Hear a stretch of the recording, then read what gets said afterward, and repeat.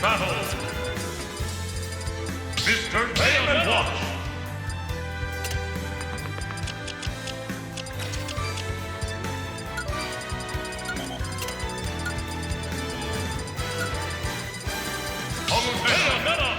Mr. Game and Watch.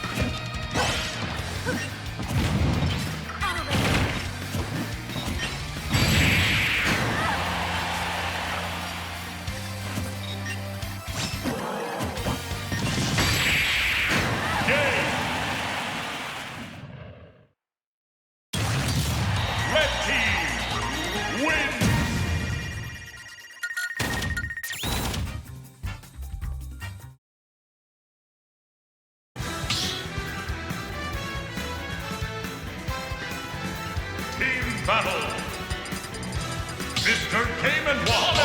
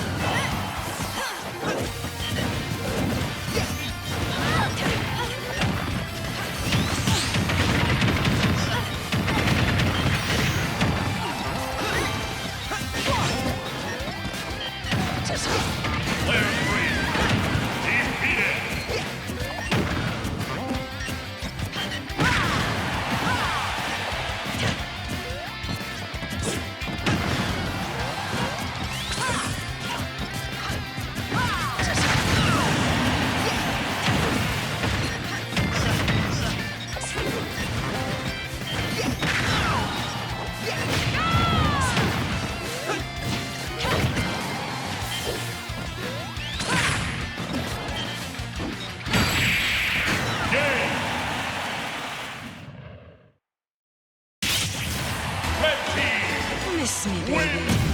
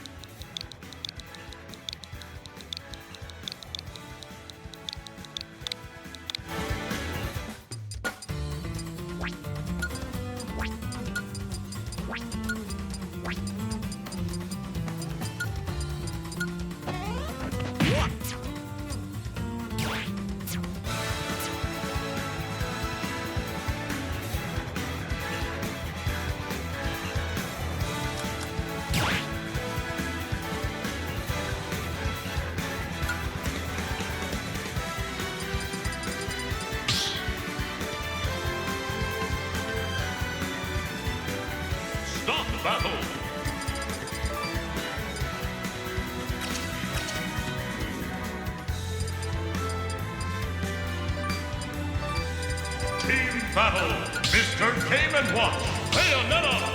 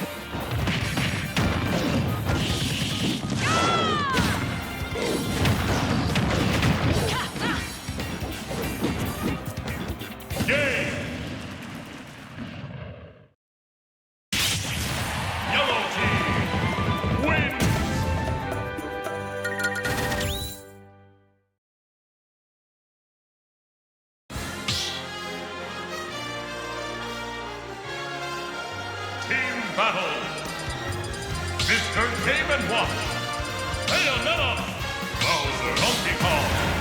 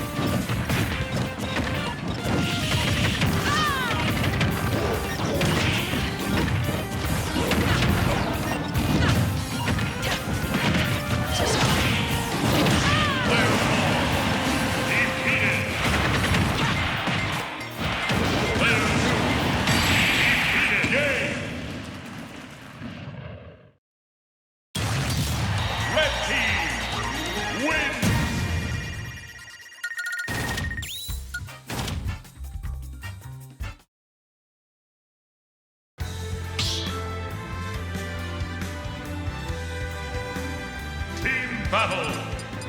Mr. Game and Watch, Donkey Kong, Bowser. Bowser. Bayonetta.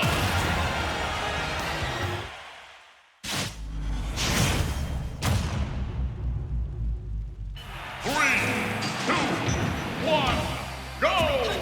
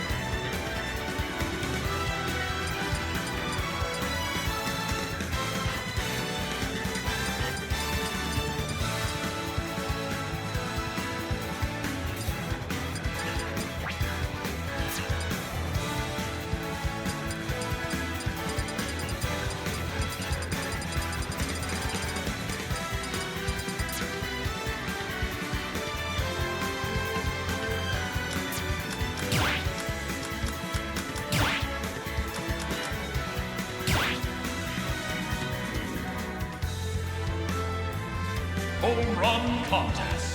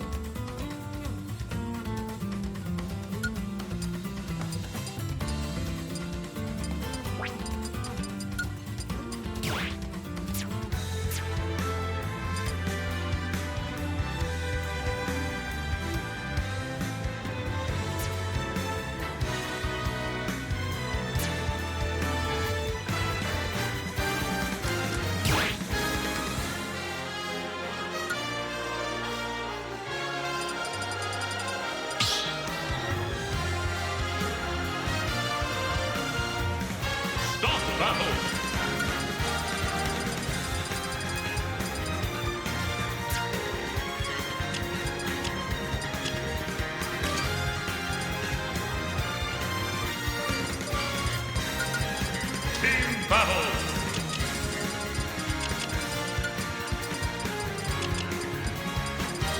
Shock! Mario!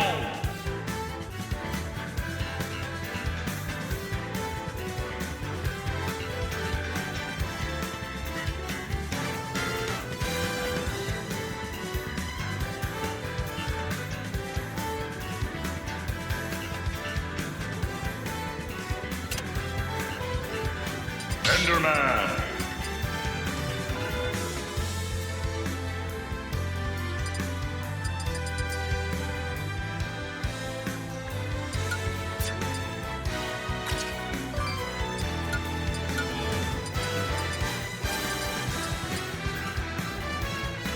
Pac-Man!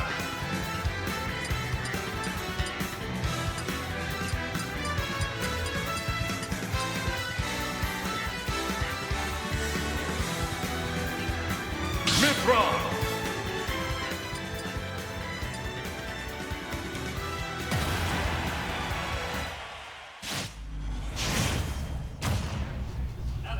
All right, what's up, Twitch chat? We are finally here with some commentary for Hidden Boss 3. That's right, the legendary Kansas City Arcadian is back.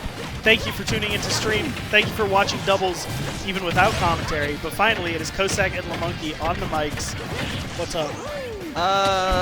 I'm just waiting now, so might as well commentate. Lamonkey doesn't play until like 4, so he's just like, I'm just gonna go home. And I'm like, you wanna hop on the mic?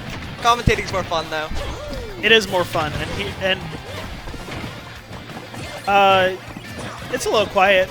Like the other person's a little quiet, but yeah. I can hear Kosak fine. Okay. We got BigM and Rocke, two legendary Kansas players, versus Blaze and Averil, also two legendary Kansas players. Averil, formerly known as MJG, or alternatively known, I suppose. Blaze rejoicing because Steve is now legal in Kansas City. You had to hide in Topeka? He did have to hide in Topeka, like a fucking refugee. He was hiding in Topeka attics. It's crazy. All right. Things are going pretty well for Rocke and BigM so far. BigM actually doing the best job out of everyone. Well, never mind. He was doing a good job holding on to that stock. I definitely feel like Rocke would be the best equipped player to deal with, you know, Steve, to deal with Blaze here. And BigM should probably be going after Averil. It's a little hard to edgeguard Pyramithra in doubles, you know what I mean? Yeah. Oh! Ooh. But BigM can edgeguard Steve. Okay. Getting Rocke out of there, nice. Yeah, interrupting that up smash. That was neat. And things have stayed pretty dead even. Both teams have a player with 1 stock and a player with 2 stocks.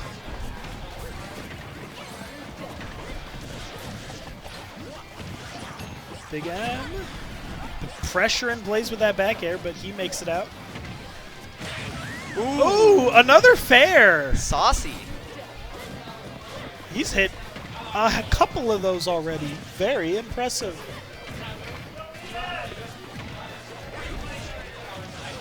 Steve sitting center stage getting materials. They need to stop it. Oh, yeah. Oh, yeah. But in doubles, that's not as big of a problem, right?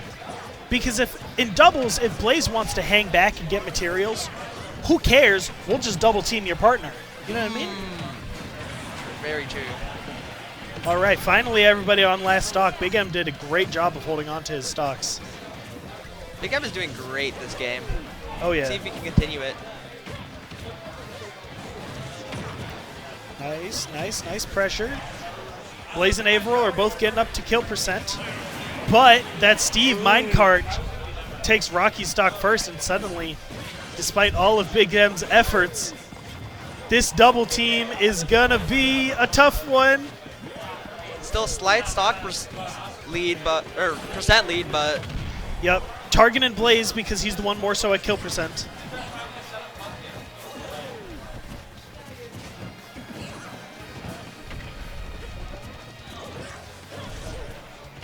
Ah, Diamond back air does it though. That'll kill real early, but that close to ledge.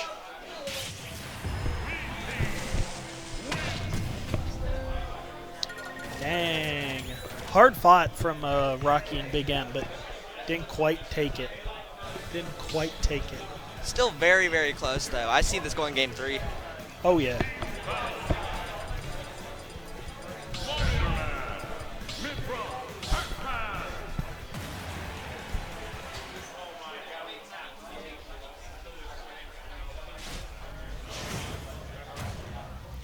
And Rocke just died in such an unfortunate way, you know what I mean? Getting hit by that minecart because he was being a little too aggressive off stage. Absolutely. Oh yeah, oh yeah. Just make sure mistakes like that don't happen again. Hopefully BigM can hit a couple more of those fair spikes. Nice ledge trump from him.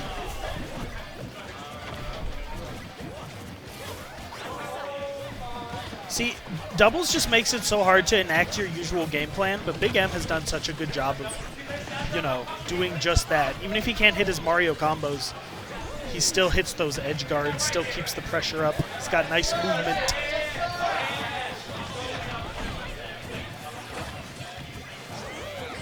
Ooh, nice little team combo from BigM and Rocke. BigM getting around the Pyro side B. Oh yeah. Ooh! Oh no! Tragic! BigM fell right into that lingering Pac-Man F smash. That's depressing. Did you do doubles? Did you and Jaw do doubles? Yeah. We went 0-2. Ooh.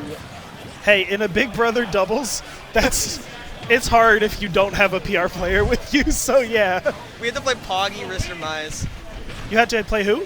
Pogi, Rister Mize. Oh, the double min-min, right. Yeah. Never mind. That's awful. I might go home also.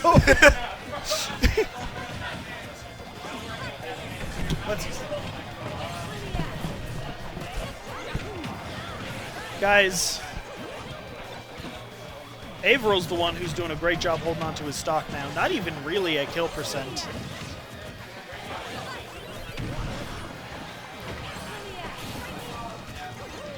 BigM, very smart, you know, dropping from ledge for a second to avoid that TNT. And putting the pressure onto Blaize. Ooh, and picking up the hit on Averil.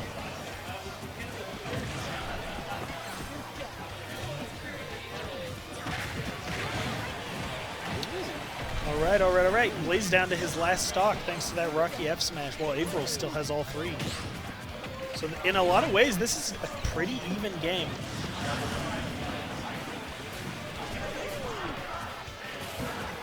Rocke on his last stock now too. Got to make some big moves. BigM with a nice fireball into the up tilt, killing Averil. Oh, excuse me. And Averil on his last stock too, and dying real low percent. I didn't really see if he was edge guarded or if he SD'd, but suddenly Rocke and BigM take the lead. And BigM doing everything he can to keep that ledge pressure onto both those players while Rocke charges up his fruits. Everyone's his last stock now, though. Oh yeah, oh yeah. Right where we were last game.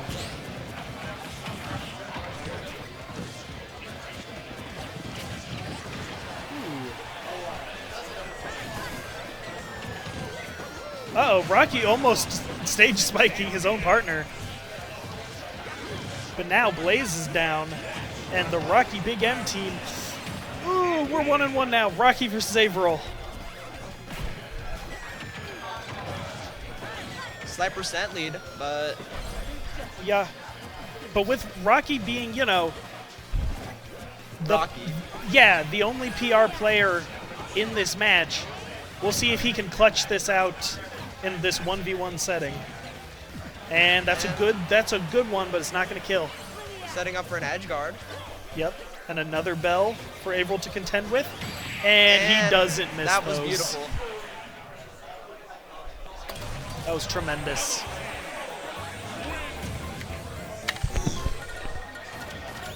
And we're going to game 3, as I hoped we would.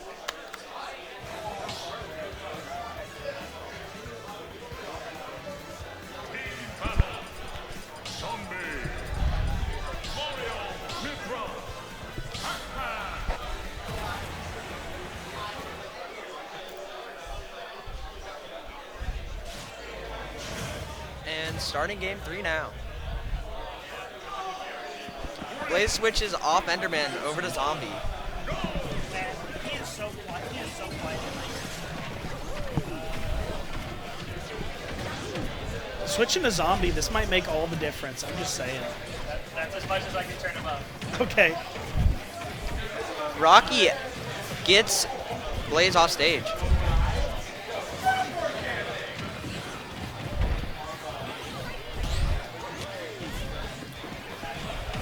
Yeah. Blaize doing a good job avoiding most damage so far, but that leads Rocke to go and really start putting the pressure on him.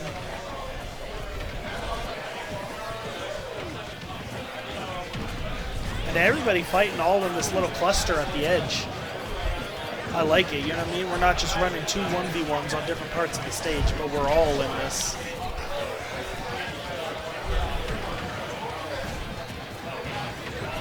Ooh. BigM keeping both of the opponents off stage.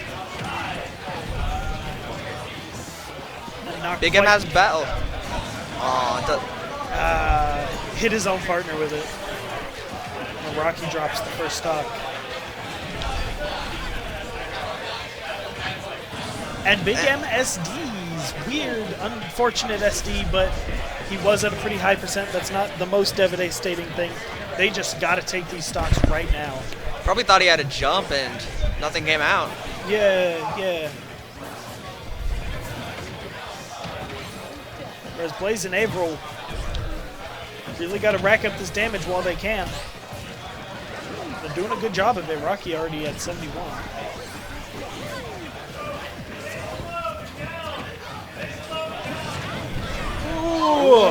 Oh, Averil getting so much time to really charge up the Pirate F smash. Rocky's down to his last stock already. Only 2 minutes in. Yep. Finally dropping their opponent's first stocks, but this is looking rough for Rocke and BigM. This is looking very one-sided. Yeah. Blaize and Averil just have to take this time to kind of rack up damage bit by bit. Steve, not an easy character to kill. Pyramithra, edge guardable, but again, can be tough to do in doubles. And Mithra's just so slippery, so hard to catch. Mithra is so fast, just can get out of anything. Oh, yeah. Oh, And yeah. Pyra, one good move and both the opponents are dead. Yep, that minecart disrupting whatever Rocke was trying to do with that bell.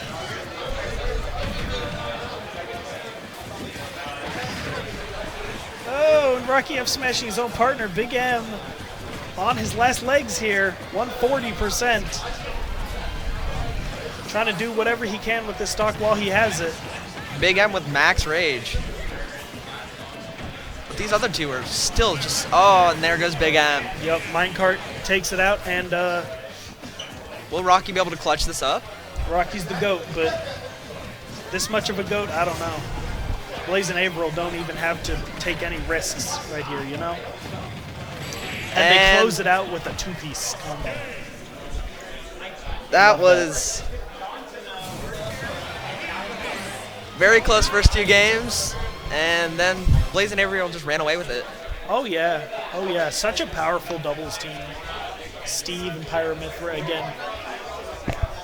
Steve just so hard to kill, can kind of sit back when he wants to get resources, and then just like, you know, belligerent options just hit so much more often in doubles, you know?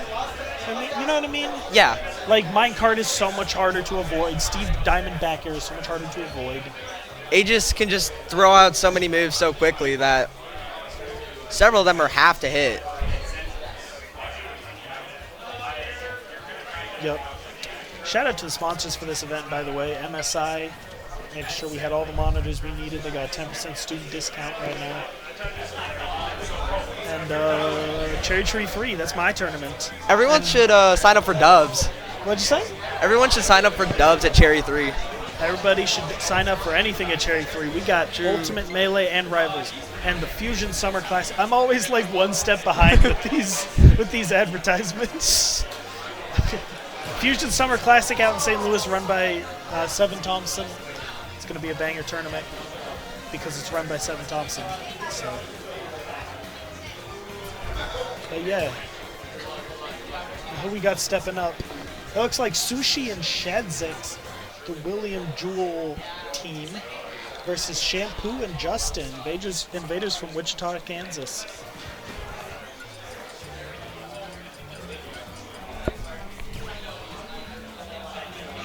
Sushii and Shadzix obviously play together all the time. Going to the same university, so.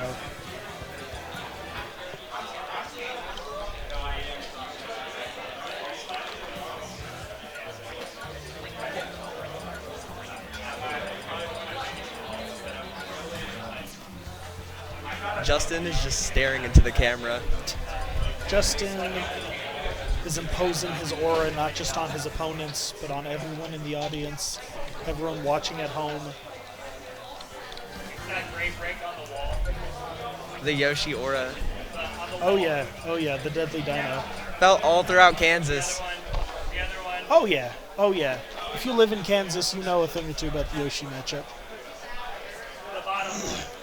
I'm gonna get some water one sec. Yeah.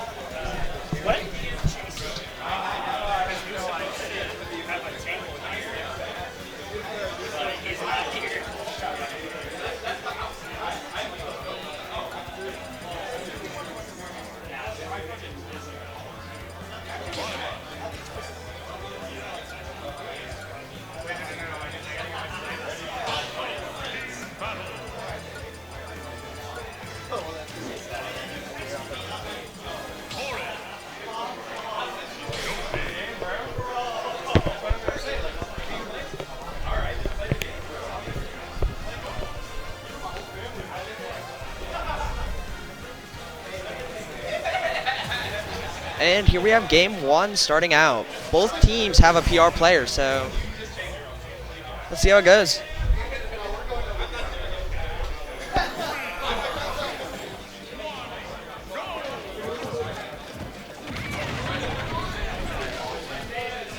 Justin Shampoo already putting on great pressure. Sushii's up to 65.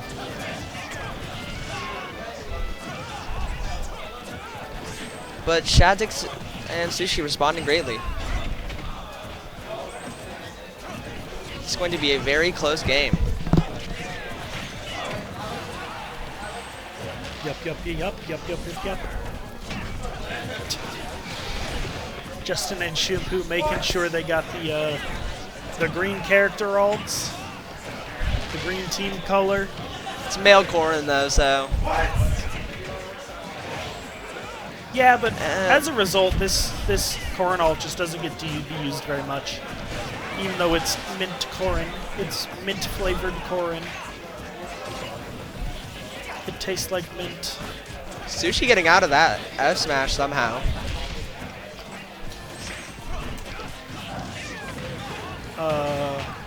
Up throw nearly killing, and everyone but Justin has lost their first stock. Yeah, and Justin is going to be the real killer in this match, you know what I mean? Yeah. One of the best players in Kansas, probably second best after Ploopy. Like, just an insanely strong player.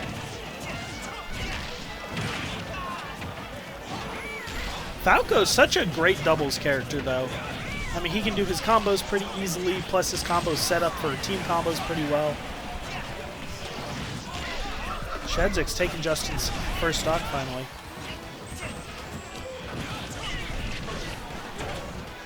And like I said, belligerent options are so much stronger in doubles, and Falco has lots of those, So does Corn. Corn has just massive aerials. Oh yeah. On everything. Yeah, so hard to space around and avoid.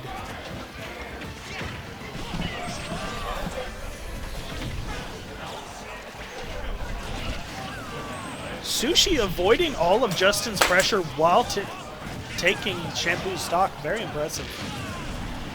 Justin finally closes out that Falco stock, though. Still very even. Oh my gosh, huge play from Shadzix, though. Huge play. And now Justin is pressured onto his last stock at 104%. That is disgusting. Ooh, great combo, though. Yeah. Justin Everyone Shampoo, last stock. Yeah, making the plays they need to stay in this game. But yeah, Shadzix definitely going to be targeting Justin real hard. And there goes Shampoo and Sushii. Sushii sacrificing himself to take out Shampoo, and now it's a 1v1 with Justin at a much higher percent.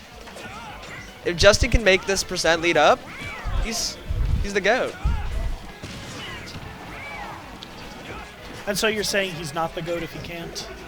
Yeah. Okay. He's worse than Patrick and Casey. Oh, I see. Patrick would win this, is what she's saying. You have to play. Justin having to play so calmly. Nice grab from Shadzix. It can be kind of tough to find the kill with Byleth sometimes, though. All of his options are real slow. And Justin finds a combo with his faster up tilt. And back air takes it. Yep, not ready for Shadzix's aggressive landing there. That back air is disgusting, the hitbox on it. With Tipper. Oh yeah. Hitting Byleth like fair and bare tippers feels so good. It does. Hit it when they're just over 100 and they're most likely dead. Yeah.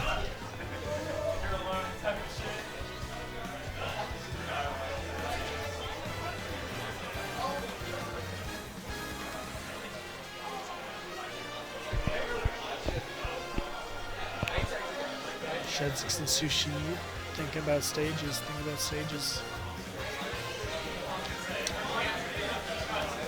And a bow 3, 1-0 is kind of huge, you know what I'm saying? Shampoo, Justin have to adapt to right now. They don't want to see themselves in losers.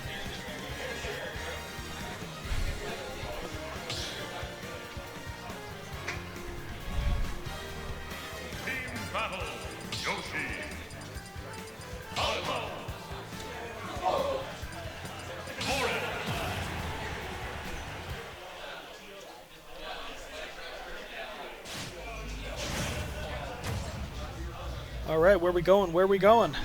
Small Staying. battlefield. Staying small battle. All right, all right, all right. Shadzix and Sushii both made some huge off-stage plays to win that last game. Wondering if we'll see the same thing from them.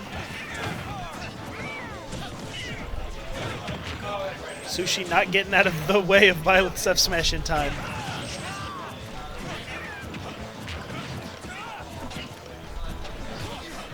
Shadzix is doing great work. Just being able to separate the two of them. Oh yeah, and that down air was frames away from taking Shampoo's stock.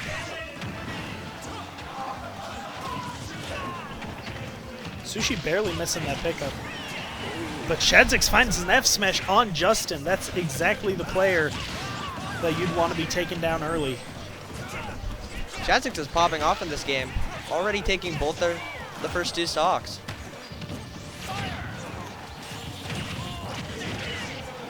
And finding a big F smash just for damage on Shampoo there. Justin and Shampoo just cannot find these stocks quite yet. Not that the damage is racked up real high on them yet. Great back air to take Sushii's first stock.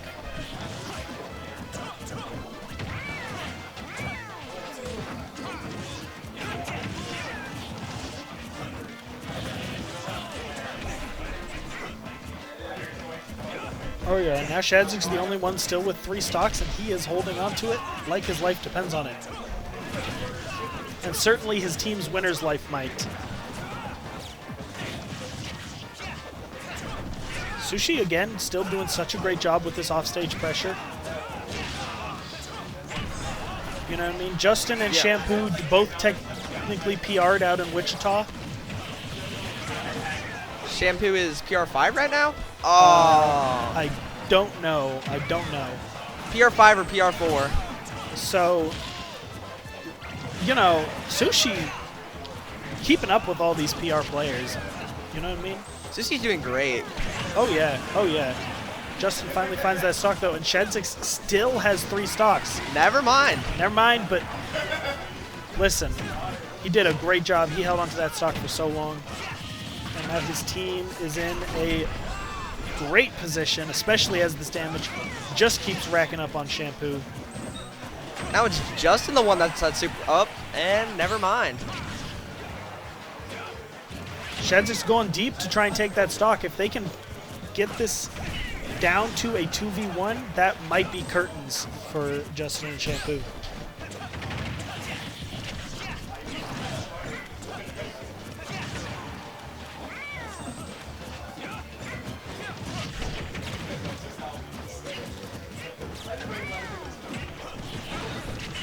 Sushii, again, nice thing about Falco, also can just hold back and press that neutral B for a bit, you know what I mean?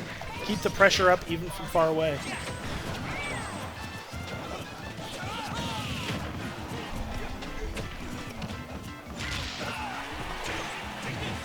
Ooh, nice down smash from Shadzix. Would have caught Shampoo if she just held the pin for a second longer.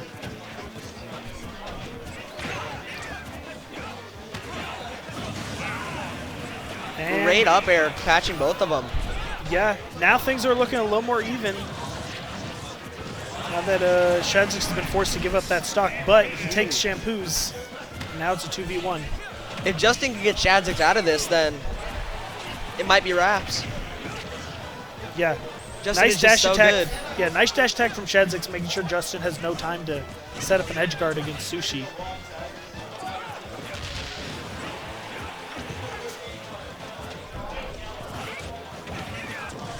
Uh-oh. Shadzix almost taking Sushii off the top. But both players are doing a good job of trying to, you know, combo off of each other. But also, they have their own combos, you know what I mean? Like, Violet doesn't have to combo off Falco up tilt. Falco can just combo off Falco up tilt. And now we have just Sushii and Justin remaining. And this is going to be a tough one. Oh! Damn, that was quick. Justin did, in fact, clutch up for his team. That 1v1 lasted like 5 seconds. Yeah, yeah. Shampoo looks like she's going to cry. The pressure's on. It's also just still so hot in here. It's a little toasty. Again, we got the AC going, but there's a lot of people in this room. People really, really turned up for Hidden Boss 3, you know what I mean? Why not? You won't even have to face a PR player. True. Worst you can get is CK Palu.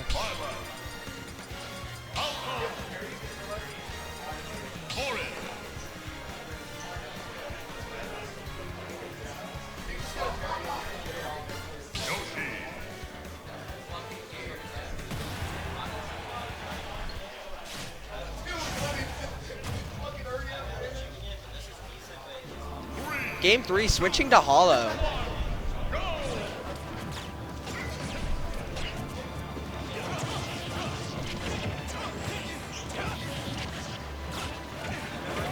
And man, that last set really looked like it was going to go in Shadzix and Sushii's favor.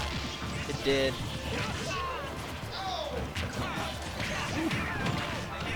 Big damage from Shadzix after just avoiding that Yoshi shield break. Still very even all around, though.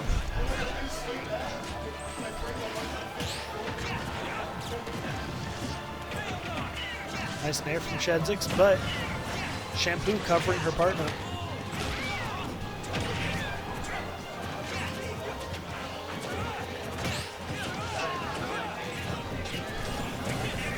And Shadzix finding a shield break and making sure to capitalize off it before Shampoo can interrupt him. Sushii kept Shampoo away just so well there. And another shield break. This time Justin getting the punish. He nearly got his shield broken from a Byleth full charge arrow. Ah, insane game 3 here.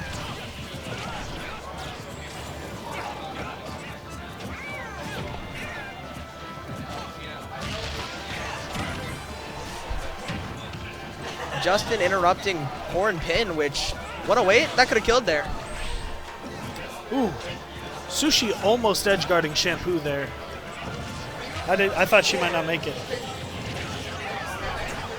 And catching both of his opponents in is fair. Back air takes it immediately, though. And once again, Shadzix is the person holding onto his stock the longest. Barely missing those pickups from Sushii, but getting a little two-piece combo on Shampoo.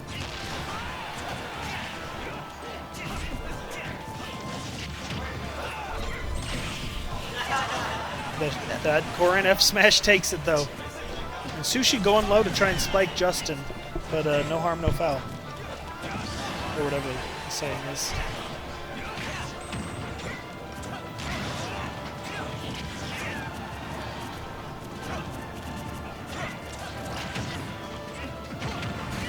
Ooh, Great good. up smash. Yeah, love that, love that. Sushii, even the one non-PR player, still doing fantastic in this. Oh yeah.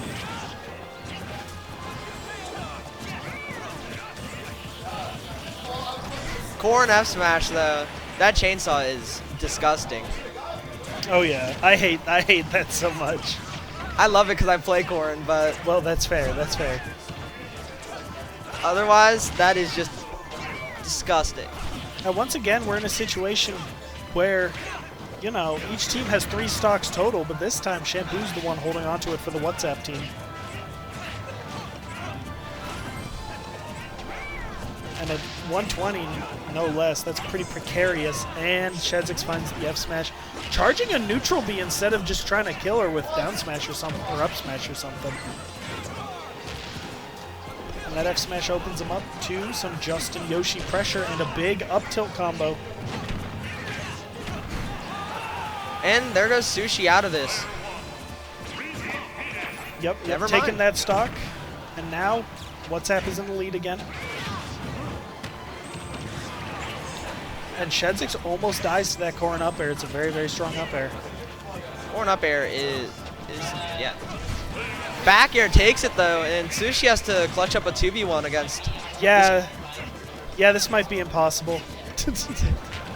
I believe in Sushii. Full respect to Sushii, but I mean that's 3 stocks still on WhatsApp. And this team is just so good. Sushii definitely needed that edge guard if he wanted to do something here, but suddenly, yeah. It was close. Every single game looked like it was going in Shadzix and Sushii's favor. But the WhatsApp team just was able to bring it back. Dude. That's the power of WhatsApp, the greatest instant messaging app there is. Total privacy. Not even WhatsApp can see your messages. Exactly. Has this turned into a WhatsApp ad? New sponsor when? I don't even know the last time I've used WhatsApp. I have it on my phone still.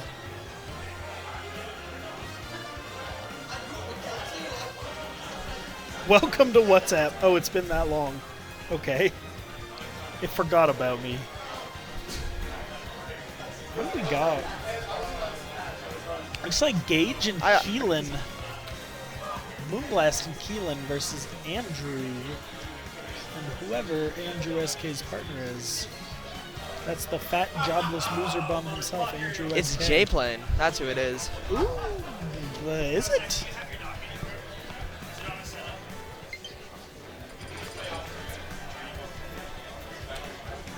Jplane made PR, so we did get banned from singles, but they let him play in dubs. They let Andrew and Jplane do dubs. Very strong team. Very powerful team. Very powerful. It looks like losers bracket is coming along nicely also. Doubles can just take forever sometimes. The games take a while. Took me 40 minutes just to go 2. Literally. Usually I can go 2 in like 20.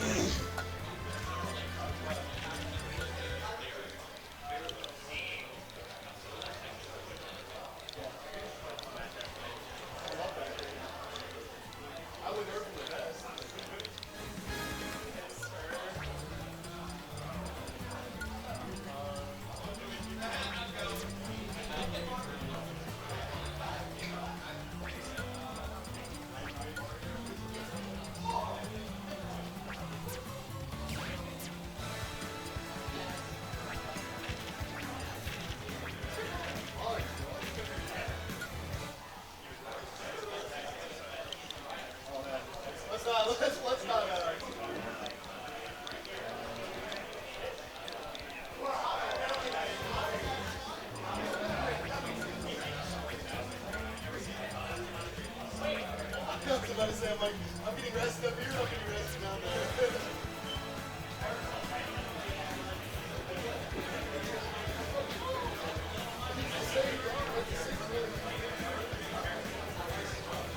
Like, dude!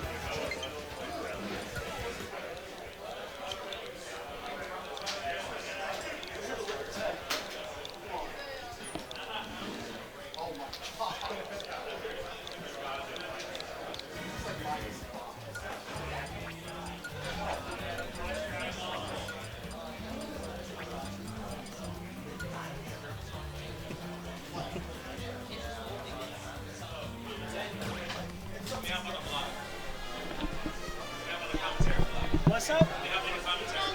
Who? You and Eternal? It's me. You? I will scream. I will break the mic with my voice. I'm getting out of hell here. Don't ever say that word again or that person. Oh, no. That's not what I meant. Look, that's when I started. It's a regular word. I don't know what he said though. Were you trying to hotline? Why not? Why not? Get Toffee on the mic.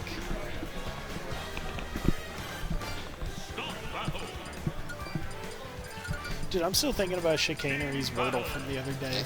That's fucked up. That's so sad. It's the most depressing Wordle I've ever seen. You seen the like the horse 5 times to just input it again? Oh yeah, oh yeah.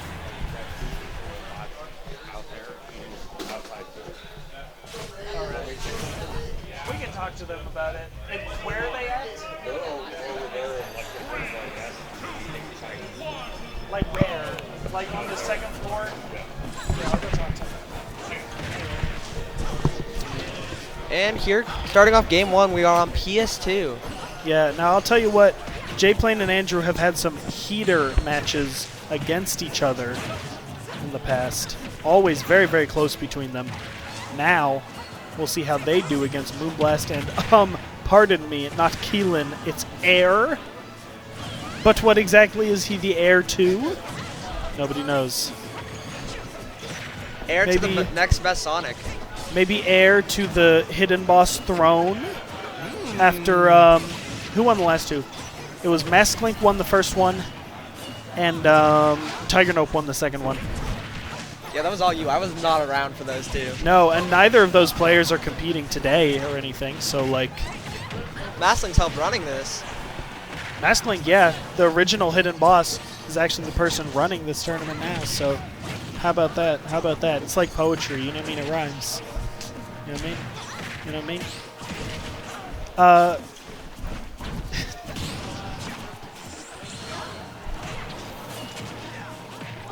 Anyway, Heir kind of getting blown up. Andrew still has not lost to stock. This team of two PR players is just murdering them.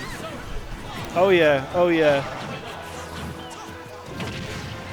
Big F smash though, big F smash. Jplane finally on his last stock, but Andrew's basically fresh.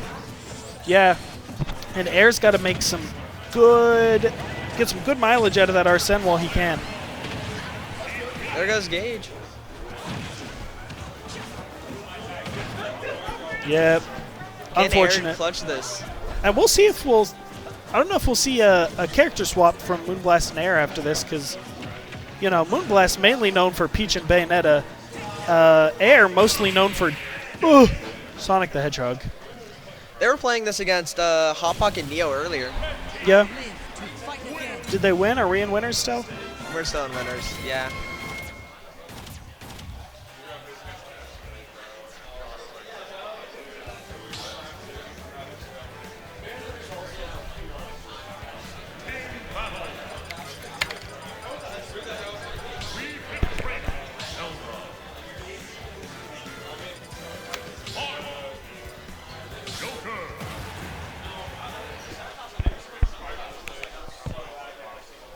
And here we go with game 2 starting out.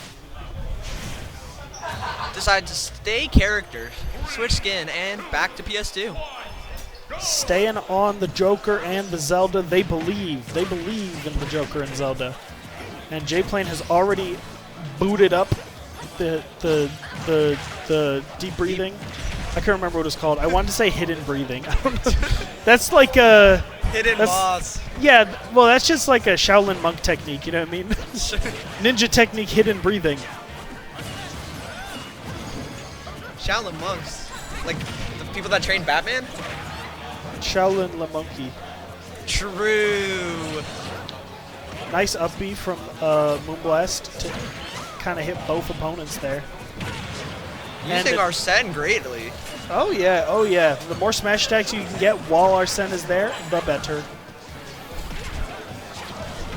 And finding, you know, Heir finding his way around Andrew's ledge trapping to get there. Jplane dropping the first stock now. Moonblast and Heir are making sure this is not the same story we saw last time. They made great adjustments in between games. Oh yeah, name one. They're winning now. They're winning now. What do you mean? Whatever I say is true. This is true. That's how commentary works, for the record. And yeah. Everybody on 2 stocks now. That Zelda neutral B's got to go crazy in doubles. Again, these belligerent moves. On the other hand, Phantom seems very difficult to not hit your partner with. So I don't know what you got to do about that.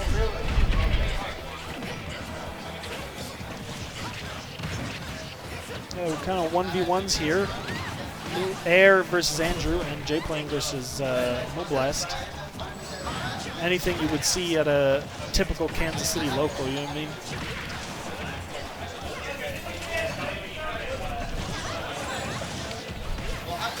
They swapped partners, and Heir is kind of piecing up Jplane, or at least he was for a little bit. He's the one who's doing the best on percents so far. And Heir with kept Jplane off the stage for like a full 30 seconds. Yeah, yeah. He's got Arsene here right now to take some stocks while he can. Ooh, nice coverage though. Nice coverage for his partner. Is that back air? Yep. Well, it was one of the lightning kicks. I don't know. Are they the same? Is that a fair and bear the same, or is back air stronger? I honestly don't even know. I have no idea. I don't know. Double spot dodge from Moonblast, and yet they still lose their stock.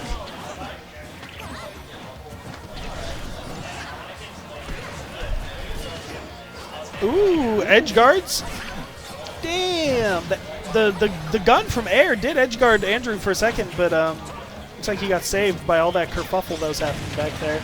Heir is doing so good to just keep them off stage. Oh yeah, oh yeah. And Heir and Jplane both going for down airs against each other.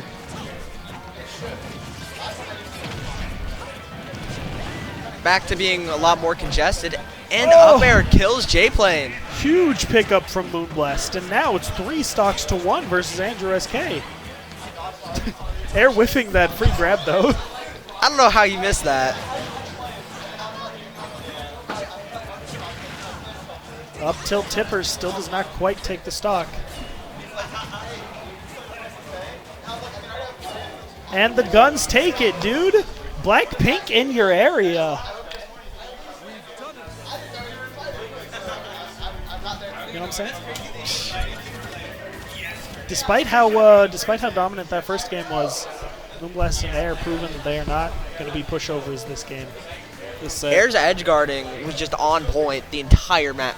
Oh yeah, oh yeah, especially against, you know, Andrew on the Marth, who has to up B. Has such a vertical recovery. Oh, dude, lunch is gonna go crazy. I'm ready for some lunch after this commentary. I'm gonna destroy it. I'm gonna destroy a pizza or something.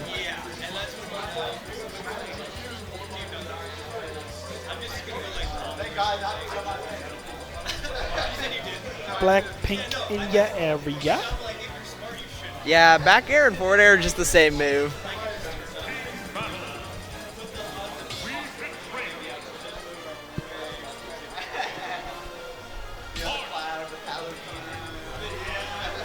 Whoops.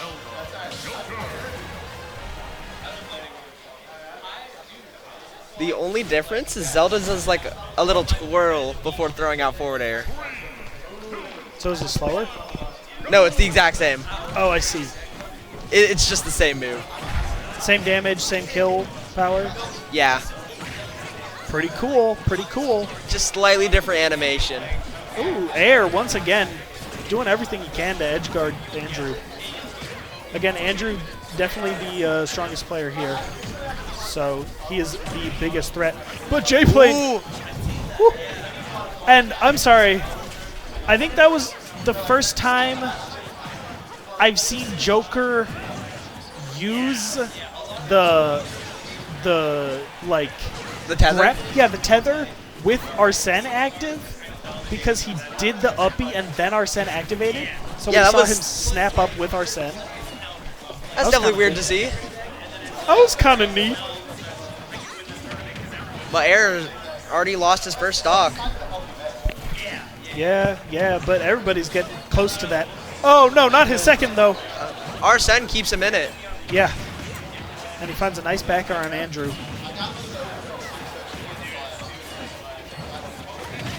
Moonblast does not find the stock either. Jplane drops his, though. They are very separated right now. Just 2 1v1s. Andrew going too low. SDing.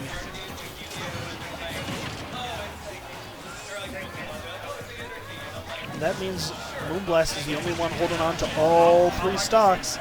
But in return, Heir now down onto his last one. Andrew needs to get. Andrew takes There that goes, stock. there goes Moonblast first.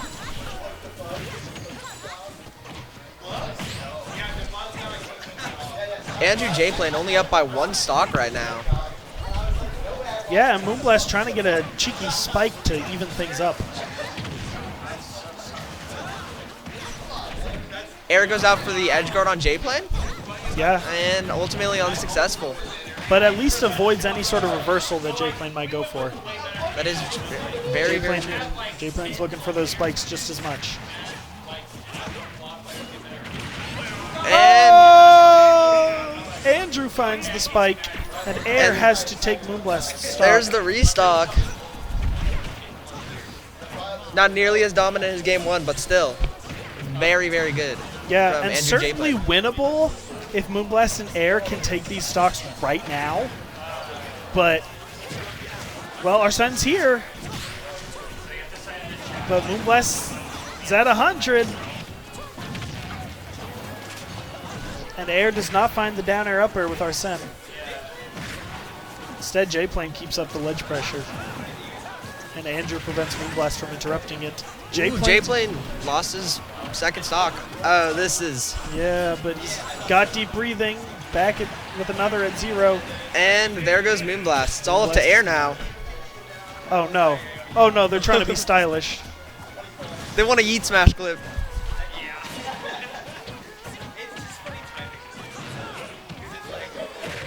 They're fishing. They're fishing. Andrew closes it out with a back air. Blackpink no longer in our area. Back down to the losers bracket. Blackpink in losers bracket.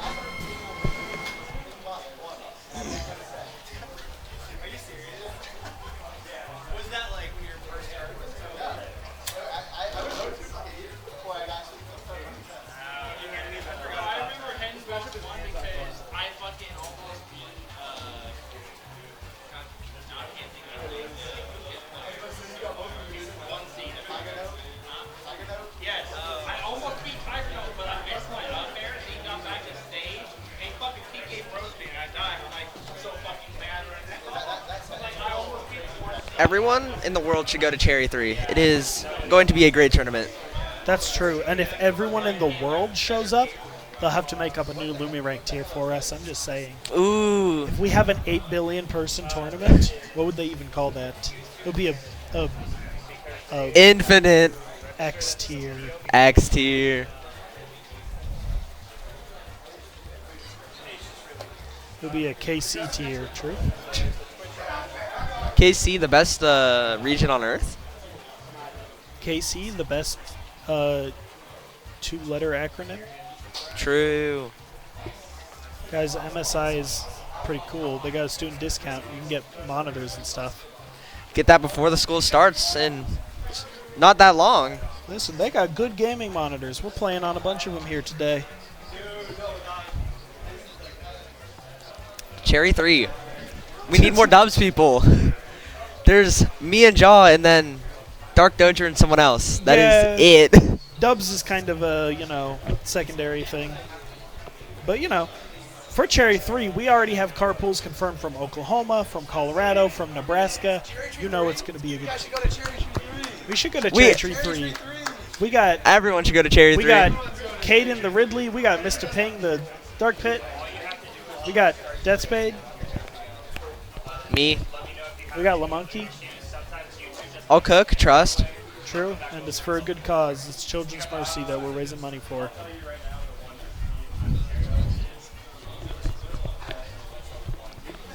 And the last one we have not shouted out yet, Fusion Summer Classic in St. Louis.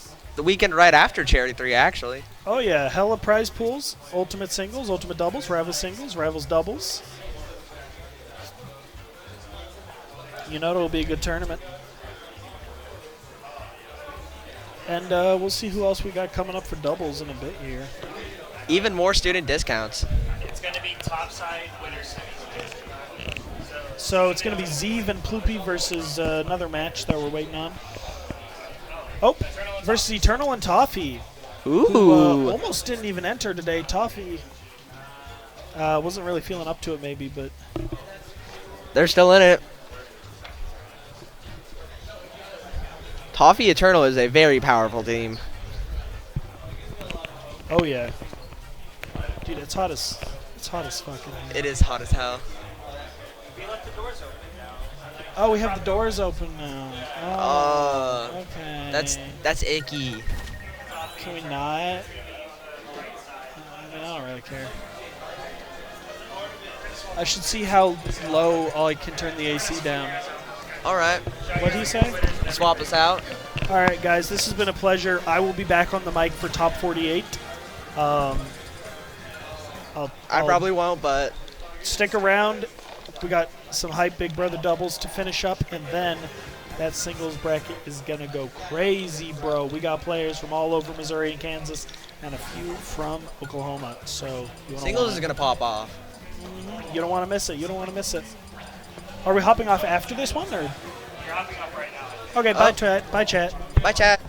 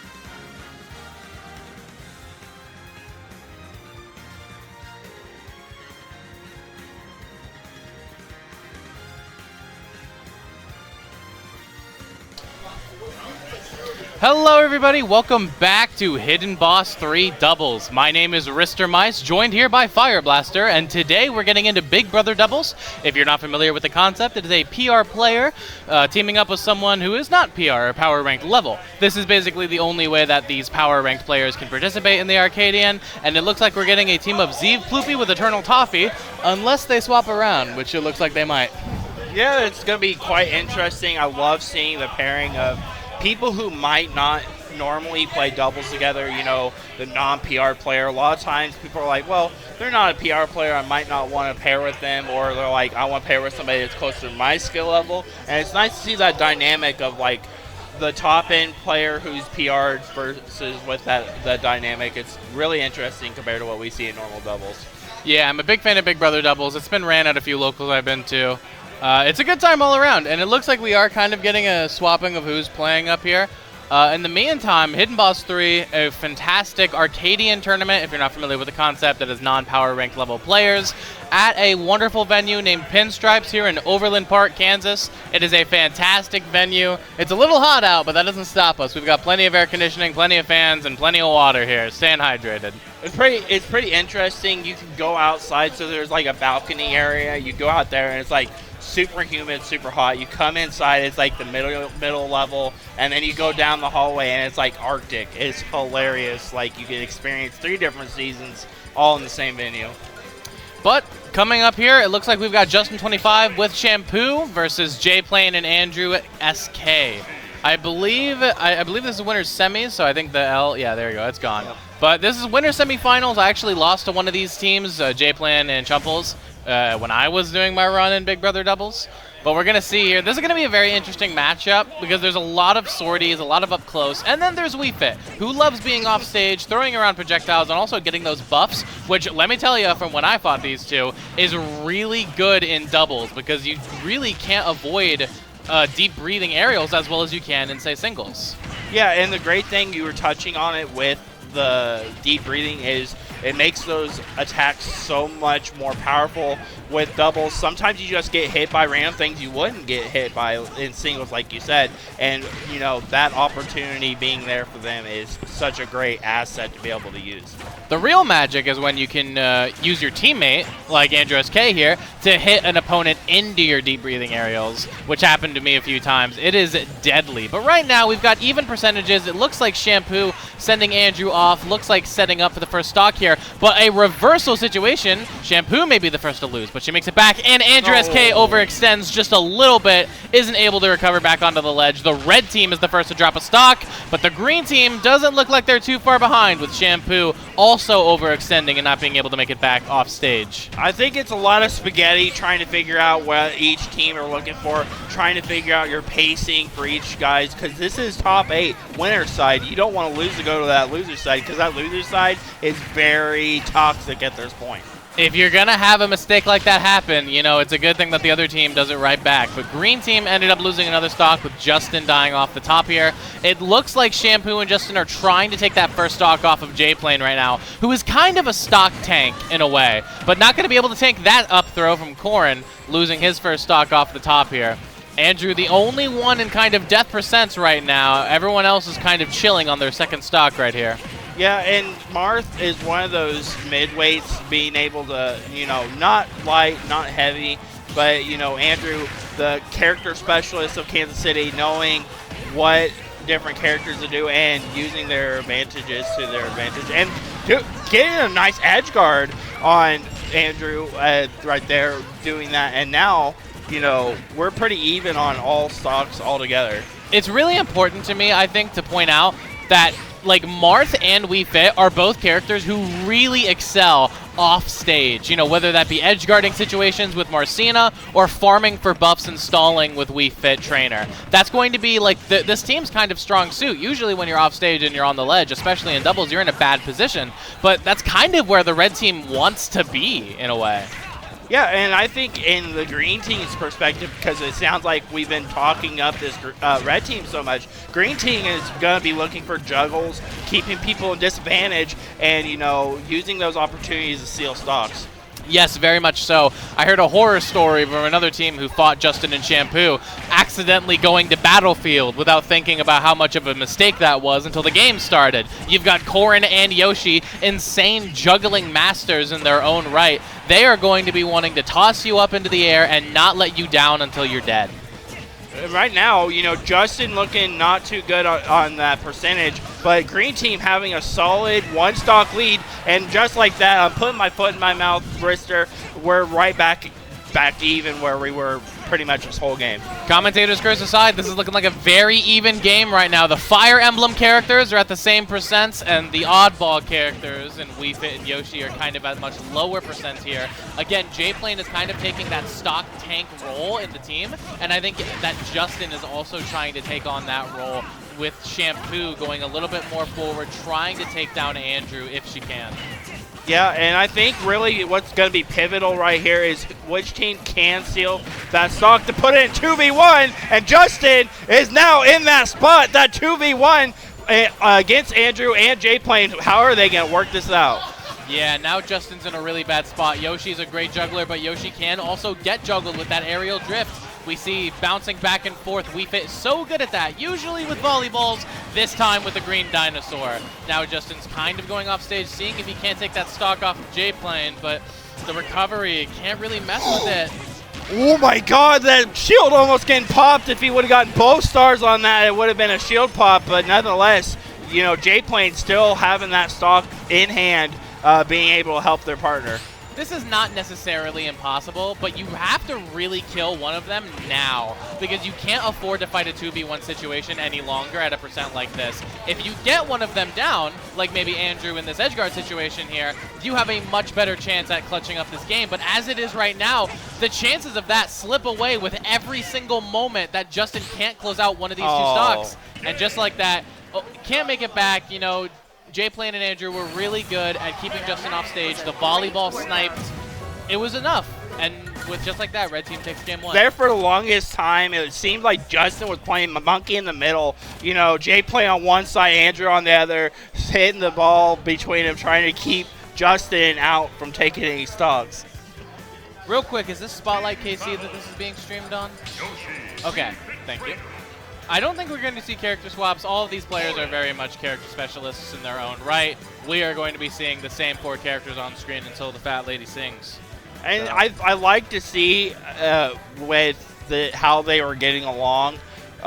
Noticing they were getting rid of the spaghetti. It seemed like it was a little bit of nerves going in, because top 8 means that you're only one more set away from getting to that winners finals and one set away from getting grands. And you know, making money is nice. So, like, you're just that much closer to getting more money. Isn't that the ultimate motivator? Making more money is nice, and we're going to see the red team try to make their moneymaker right here and win this best-of-3 set in winter semifinals. Need only one more game to make it into top 3. But Justin and Shampoo, that game 1 was very close, and we're going to see if there are adjustments from the two of them that they can utilize to maybe bring this set back. Oh, Jplane in a really bad situation on this right side of the stage. AndrewSK doing a good job of helping the partner to get back to stage, because that was scary there, Rister. I don't know about how you feel about that, but man. Lisa is really good off stage, but Corrin is a great edge guarder as well. Jplane got back on, and what I like about that situation is that Andrew kind of jumped in on the ledge with a lower percent and went, hey guys, look at me, come fight me, to allow his teammate to make it back onto the stage. Oh no!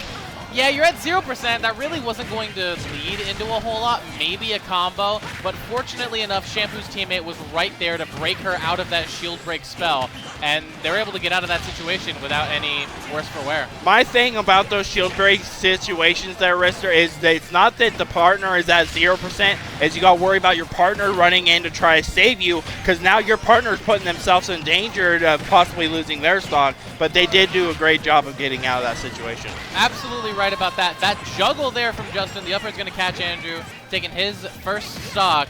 Now we're mostly at even here. Green team at a little bit of a deficit, now losing a stock and a percent lead on each of their teammates.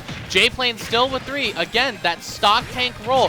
Very comfortable just sitting back, throwing out volleyballs, using deep breathing, and holding on to the stocks while letting Andrew kind of be the frontline soldier. Though you're not going to be able to hold on to that stock when Justin hits you with the back air. Oh my goodness, and now speaking of back airs themselves, Jplane hitting back air. Now, you know, Shampoo on last stock, the only player at this moment having only one stock. Yeah, Shampoo's in a really bad position here, and the tipper nair isn't going to quite take the stock, but the footstool isn't either. We're in a really messy situation here where everyone's kind of trying to cheese each other off stage.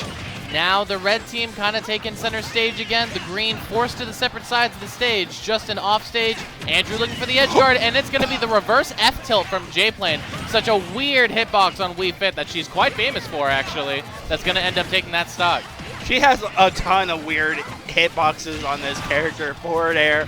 Kind of her calling card. That's Oh, unfortunate. no. That's unfortunate. The down air, Shampoo was kind of flung into it, and there was nothing that either of them could do about that situation.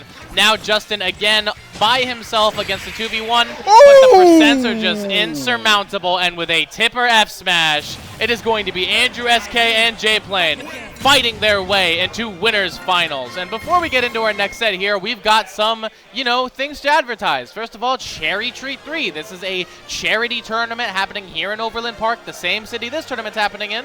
We've also got Fusion Summer Classic, a $450 plus prizing. That's a lot of money, like we were talking about earlier. People love money. That's happening in St. Louis, Missouri. Check the Star GG on the screen right now.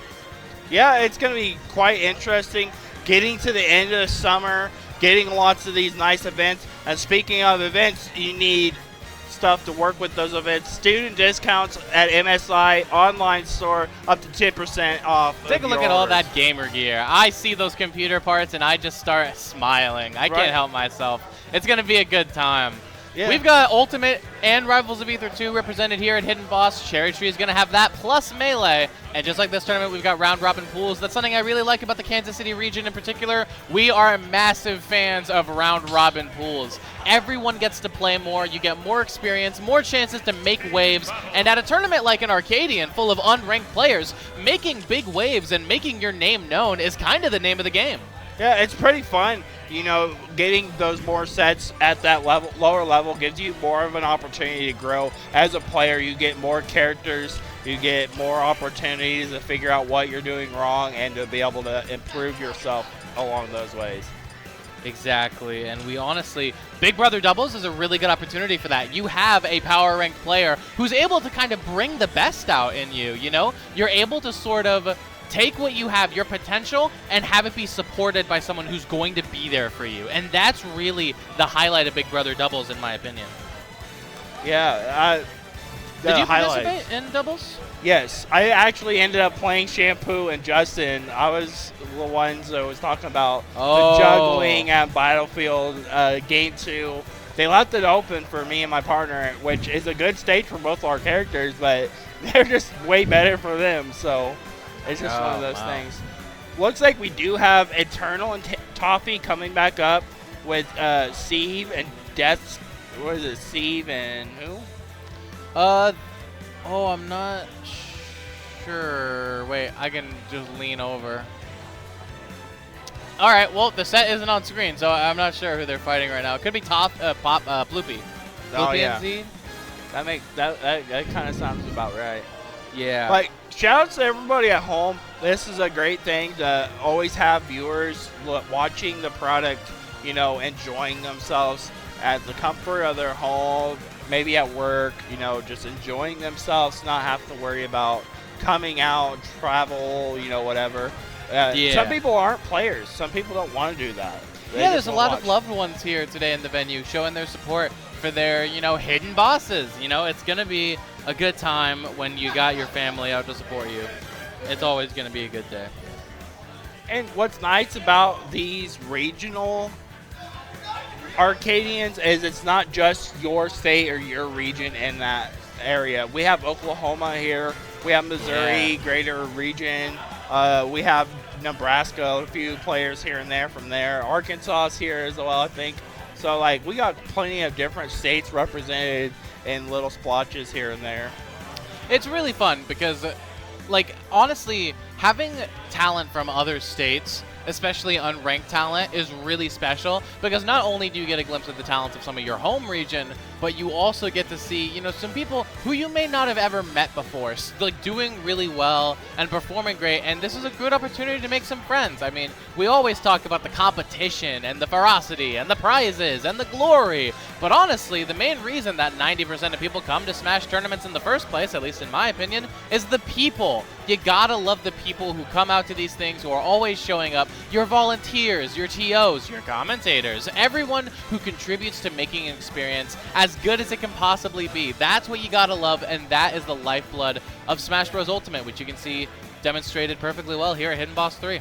Yeah, and you were right on that. It is Ploopy and Zeve, so we're going to see Game & Watch, Bayonetta. That started? Oh, we're waiting on them. Okay. I heard Zeve for the first time and thought it was Zede from Iowa, the Min Min. I was like, what the heck are they doing here? It was not. Someone is showcasing a Snapchat story over there to the players, and they are quite upset about it. I only could dream about being involved in that tea one day. I have no idea what they're doing, but I do see Ploopy Zeve coming and Ploopy, so it looks like we are going to get to see that set here relatively soon. It's going to be quite interesting. So we're going to see the Mega Man Ness from Eternal and Toffee, and then we're going to see Bayonetta and Game & Watch from the other. Realistically, Toffee could go a plethora of characters. I think Toffee quite often goes Wario in doubles, so there's a chance we see that as well. Yeah, Toffee and Ploopy, both some of the top players in Kansas City. Toffee not ranked this season because of attendance, but Ploopy being the 1 seed, going out, making his own splash, not only in our region but outside, making top 8s at a couple of big events, also making some top 16s. So we got some. It's gonna be quite interesting set that we got. You know, I'll shout out Toffee as well. Even though he was not ranked for this year for Smash Ultimate, he has been tearing it up in the world of Rivals of Ether 2 with the Polar Bear Edalus, who you do not see represented often in offline competition. Toffee's been tearing it up in Rivals, and you know, I'm happy for him. You know, finally, so many people say they hate this game and they could leave it behind. Toffee's actually been making the moves to do so. But here at Hidden Boss 3, he's playing doubles with Eternal, and it might actually look like they go double Mega Man. I didn't know if Eternal had or was a solo main. I've always think of Eternal as the NES player. But honestly, the double Mega Man would honestly be a pretty good like team, honestly. They kind of work well together in that double stacked format. I could see the synergy happening here, and it feels like there's going to be a lot of projectiles. If there's double Mega Man, that's just, I feel like there's going to be chaos. Yeah, and then you got Game & Watch and the way they play and everything, you know, just how that's going kind of thing. All right. Just interesting altogether. Well, I'm looking forward to seeing, do you know who Zeve plays? Zeve's, I believe, is a Bayonetta player. Okay, that makes sense. I saw Game & Watch Bayonetta tearing it up on the floor earlier. Yeah. I wonder if Ploopy is kind of specifically looked for a Bayonetta player because he and DESC have played doubles together so much. Right? That would make sense. Because it's like the familiarity point. It's like a lot of Bayonetta specifically, their flowchart is very specific on what they look for. So, like, I could see it. Yeah, see the Game & Watch Bayonetta. But yeah, like like they all have that flowchart, and it's very, very linear, but it's still very toxic at the same time. Ploopy does have a Rob. I don't think we'll be seeing it in this set, though, given just the characters that they're fighting. You know, Game & Watch does really well into NES, and Rob does not do very well into Mega Man, so I believe we're going to be seeing Game & Watch the entire time. But yeah, these guys goofing around, playing, you know, that's what this is all about. It's at the end of the day, it's about everybody coming together, having fun, enjoying the game that we all enjoy almost 8 years at this point into Ultimate's lifespan. We're getting going up into there. Game 1. All right, so going to Small Battlefield, which I think is interesting, but a good choice. I think if you're fighting a Mega Man NES team, you really want the smaller stage so that Mega Man can't set up his leaf shields, so that NES can't space out how he wants to. This is kind of a smart choice from the blue team specifically, but not a bad stage by any means. This is definitely a compromise stage for sure, very neutral. Yeah, and the sad part is, though, it's what I'm going to look for in this matchup, is the projectiles and Ploopy's bucket. It's a huge thing because side B from Mega Man and PK Fire could be bucketed, and you don't want to give Game & Watch any more opportunities for any kind of bonus kill opportunities. You know, when I first saw this character pool, the first thought that popped into my mind was poor Eternal. I mean, these are two characters that infamously do extremely well into NES. We've seen it time and time again. I think Eternal is probably going to have the hardest time with this character pool specifically, but you wouldn't know it looking at the game because it is actually the green team taking the first stock, which quickly gets evened up. This is the sad part. Both first stocks were taken by their partner. So that's the sad part about doubles. Sometimes you just get in scramble and kill each other. It is what it is, but the question is, how do you move on from that instead of, you know, letting it drag you down for the rest of the set? Okay, we see Zeve kind of going off stage. Eternal trying to get the down smash, but it's not going to quite work out. Now the blue team is holding center stage. Green trying to push them into the ledge here. PK Thunder gets hit with the Crash Bomber. And we see Toffee losing his second stock already. Eternal is kind of the stock tank here. I wasn't expecting that when you look at the characters. Yeah. Ness is sort of the more fragile one of the two.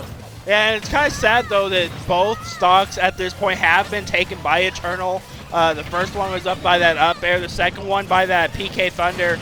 But, you know, we're going to see if Green Team can bring it back. And, you know, because, you know, Eternal, like you said, stock tank still has 2 stocks. Oh, my God! Well, there you go. I mean, it looks pretty even to me, aside from a little bit of extra percent on Toffee. We're back to basically a dead even game here. I think if you're the blue team right now, your strategy is to target Toffee specifically, get that stock out of the way, and then fight the both of them with 1 stock remaining. Yeah, I definitely would be targeting Toffee at this point. Mega Man being such a heavy character, and there's that stock you're talking about, the share stock coming out, and now, you know, Green Team on 1 stock apiece. And now you reverse the strategy. Now you go after Eternal. Now that he's got like 57% on the board, we see Ploopy chasing after him with the awful matchup in tow.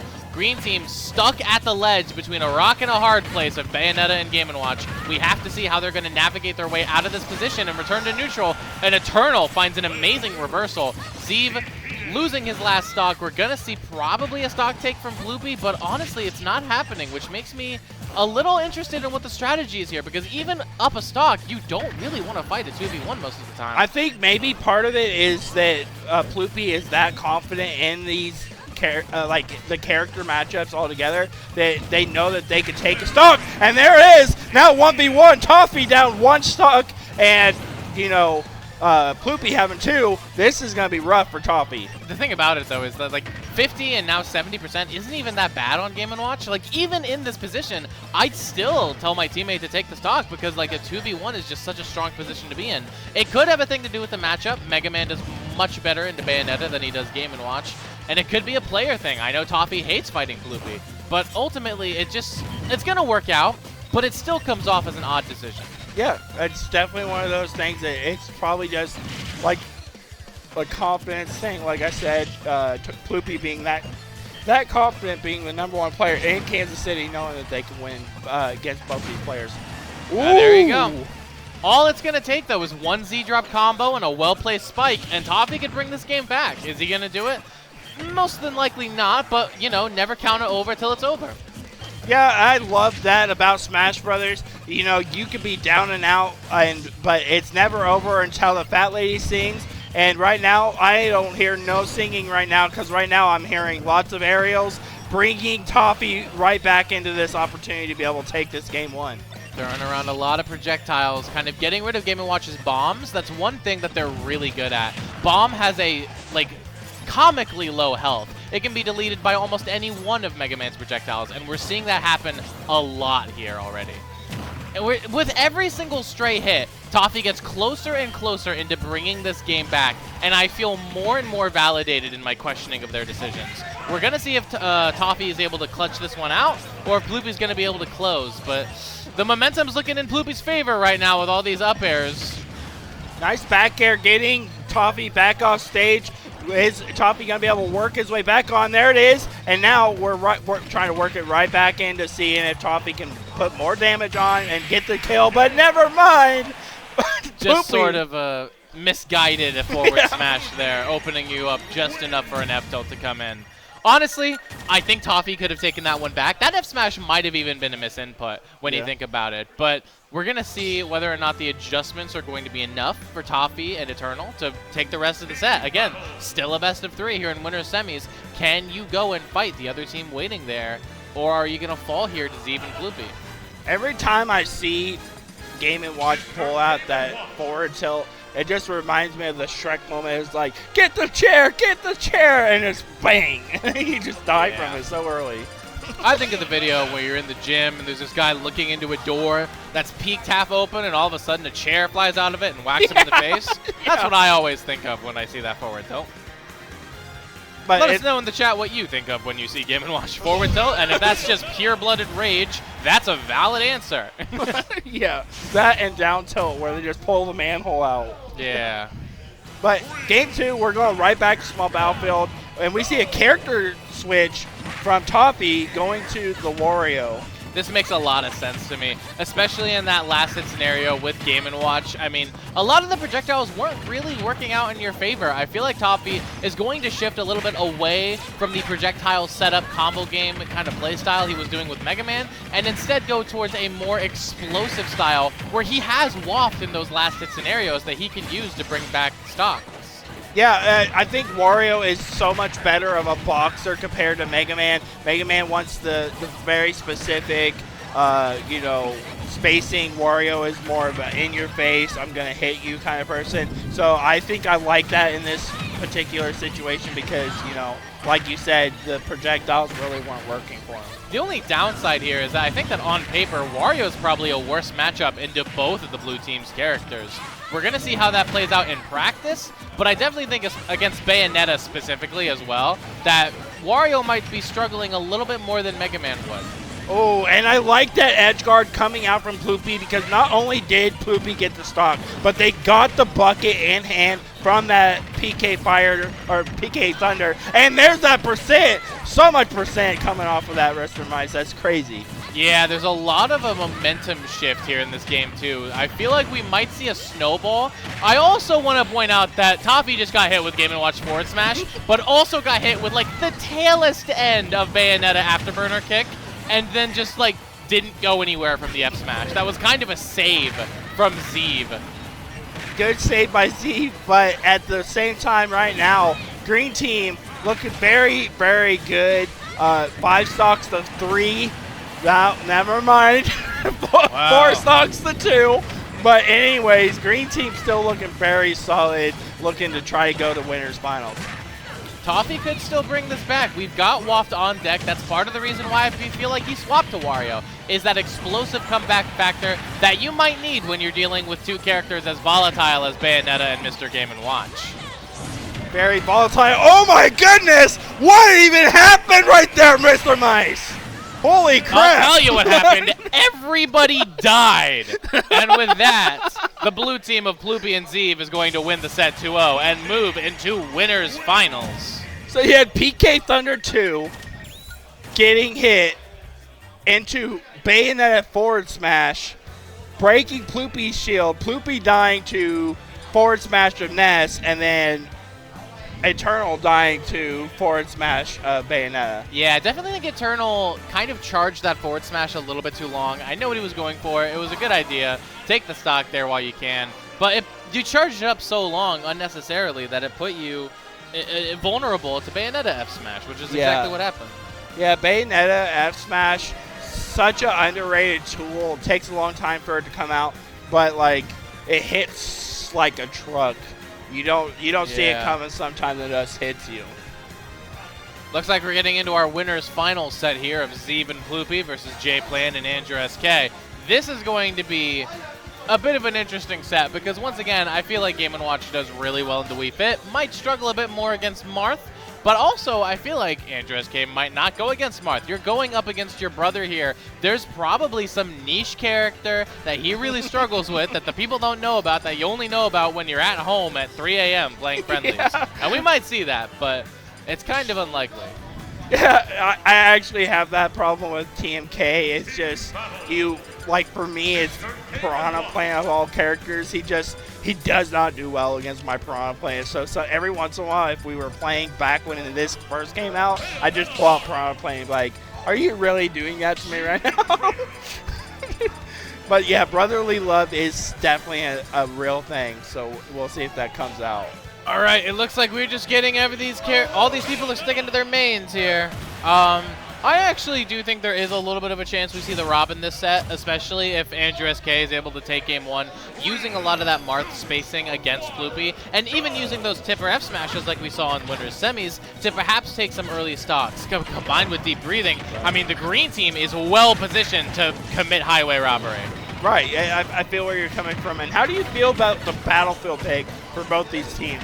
Like, I feel like it's pretty interesting pick myself, but I just want to see how you feel about that. I wouldn't have done it personally if I was the green team. This is something I would have banned because you've got Game & Watch and Bayonetta, but I've also heard that Ploopy prefers single platform stages and thinks that those are better for Game & Watch's juggles. So while on the surface it may seem that Game & Watch and Bayonetta do really well, you got to think about the alternatives. A stage like Town and City, which is so good for Bayonetta, and the single plat stages, which would be much better for Game & Watch. This might honestly be the best thing they could have asked for under the circumstances. Ooh, good down air from Jplane, and now blue team right now is looking pretty all right because now they just even their stock. I'm going to stop talking at this point. Yeah, stocks are evened up right now. The big question is whether or not Jplane can hold on to that stock any longer. The answer is going to be no. You think you have so much long to live? No, you don't. The key is coming. Yeah, the key to victory of everything is Game & Watch hitting you with that down air, stealing that stock. Now, we're going to see who can get a solid lead. Green team only down a little bit of stock, a little bit of percent, but it's not looking too good right now for green. Something I love in this set that we're already seeing, every single one of these players goes down so deep for the edge guard. Yeah. They all want it. They have a hunger, and it's going to lead to some crazy offstage shenanigans like we saw a few stocks ago. Yeah, and the craziness of this is green team is not that far out from being able to even this up just a little bit of percentage here and there, and they can bring it right back to even like we have been this whole set so far. This very first game. Once again, just like last stock, the main question is, can Jplane live? And the answer is going to be no again. Right now, we have the blue team up an entire stock right now. I don't think Zeve is really in danger of losing that stock anytime soon unless you get hit by something really big. So really, it's going to be on Zeve to act as a sort of stock tank while Ploopy goes in and brawls with the 2 members of the green team, finding that stock on his brother. Green team is down to 1 last stock on Jplane right now. Zeve and Ploopy are really well positioned to get that edge guard and take game 1. That was very solid from blue team. That early stock from Jplane on Ploopy. Ploopy brought themselves back together. It's like, you know what?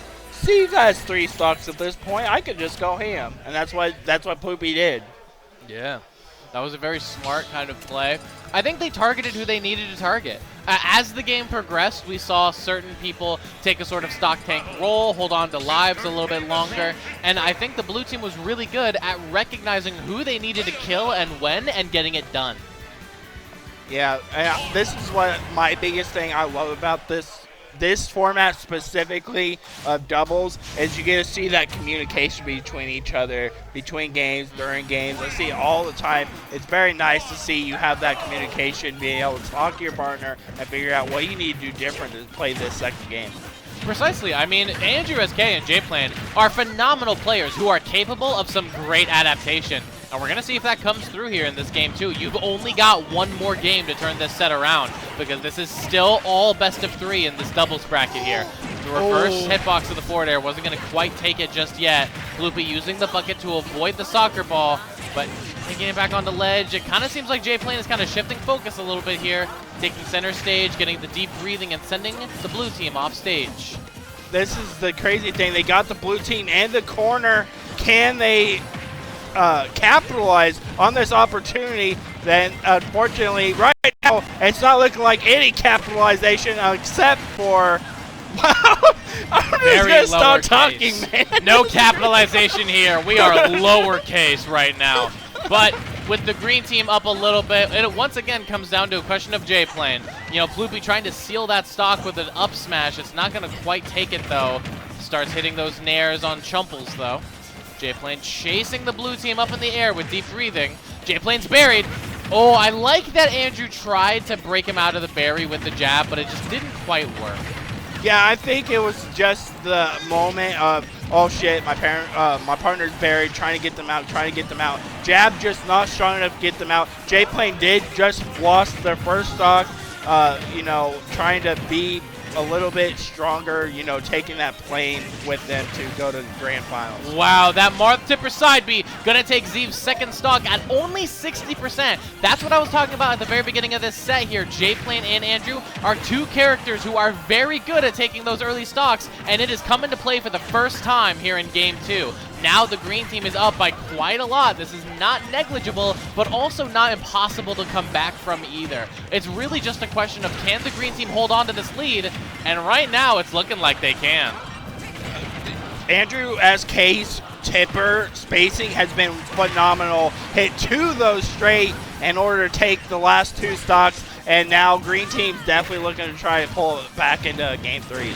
Whoa! Wow. 3 in a row! That spacing is wild! That's the adaptation that we needed. We saw that Zeve and Ploopy were getting a lot of those kills off of edge guard situations and things like Game & Watch smash attacks, which kill at ludicrous percents. So they needed a bit of those cheesy kills themselves, and they were able to find it. Didn't quite find the tipper that time, but there you go. The tipper F-tilt is going to take it.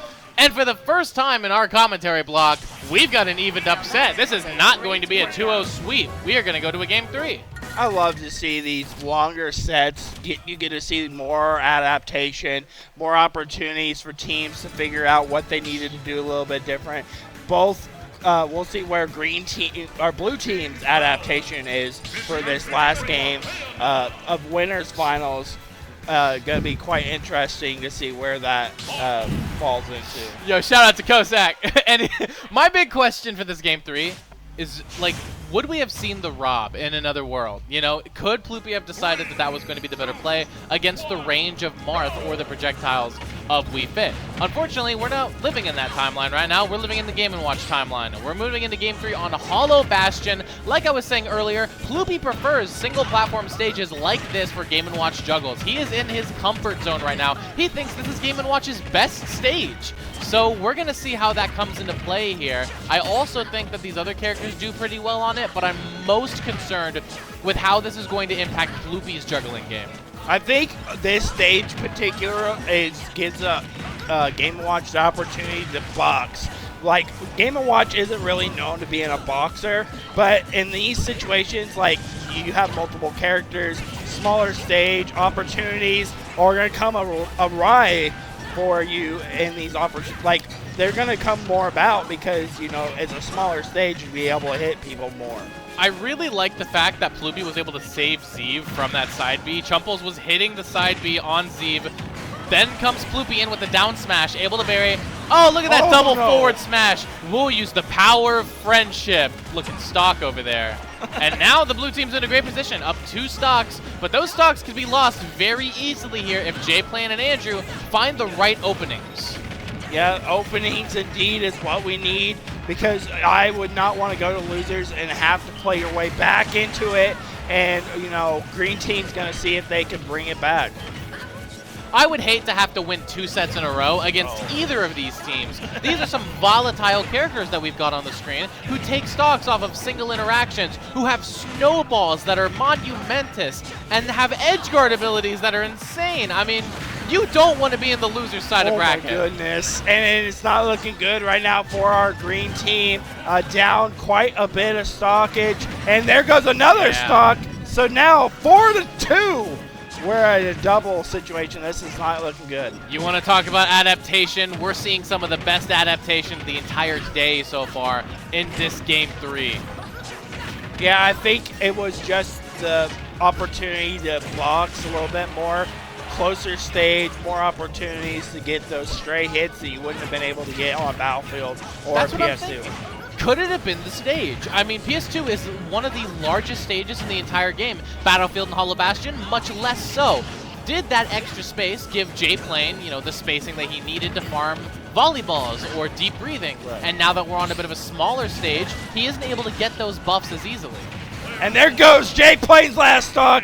AndrewSK not looking too good. And that is going to be it right there. Ploopy going on to grand finals. And with the power of friendship, the green team's last stock is sealed out, sealing their fate in this set. Man, this is going to be wild ride going through losers. I would hate to see who's going to make it through that bottom part I of mean, it. even if you win in losers finals, you have to win 2 sets in a row against Bayonetta Game & Watch. That's rough. I wouldn't want to be in that position. That hurts my brain just thinking about it. And their BO3 sets, too. You don't even have those extra wiggle room games. It's going to be crazy. Yeah, because usually in these top 8 situations, you get the best of 5s. But, you know, we're a little going to be pressed for time with round robin, pools going into the top 48 bracket, all best of 5 for singles. Oh, yeah.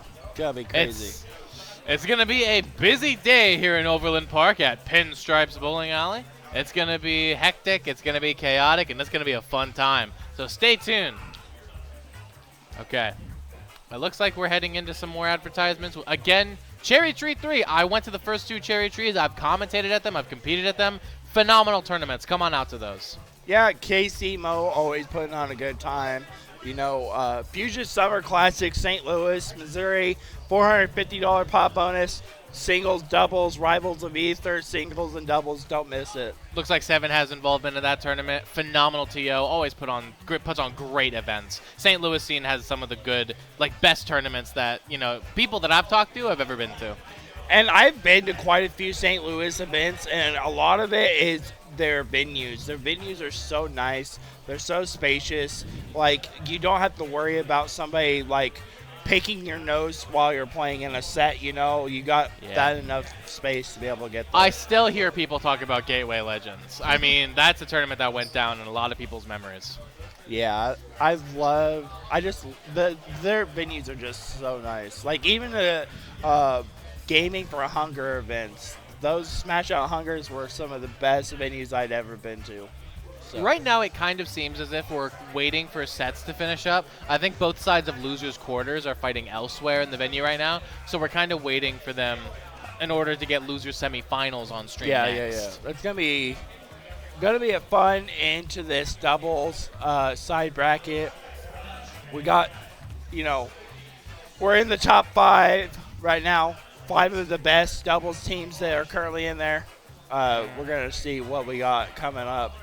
Yeah, I mean, truthfully, this is going to be a good top 4. We've got a lot of players, you know, DeathSpade is in there, Justin's in there, a lot of PR players piloting some other characters to a top 8 finish. It's going to be a good time, so stay tuned for it. Right now, we've just got a bit more messages for you, though. The MSI Online Store, look at all that gamer gear. Don't you want that laptop, that monitor, that PC? It could be yours with student discounts up to 10% off. Okay. Looks like we're having some conversations about what's going to be streamed and where and when and all that. Good stuff, good stuff. We should be getting singles started pretty soon. Wave A of singles should be rolling in through real quickly here soon. What's your singles pool look like, Fire Blaster? My pool has Averil, Joy-Con Hero, Wow. DTR. It's gonna be pretty interesting. Okay, okay.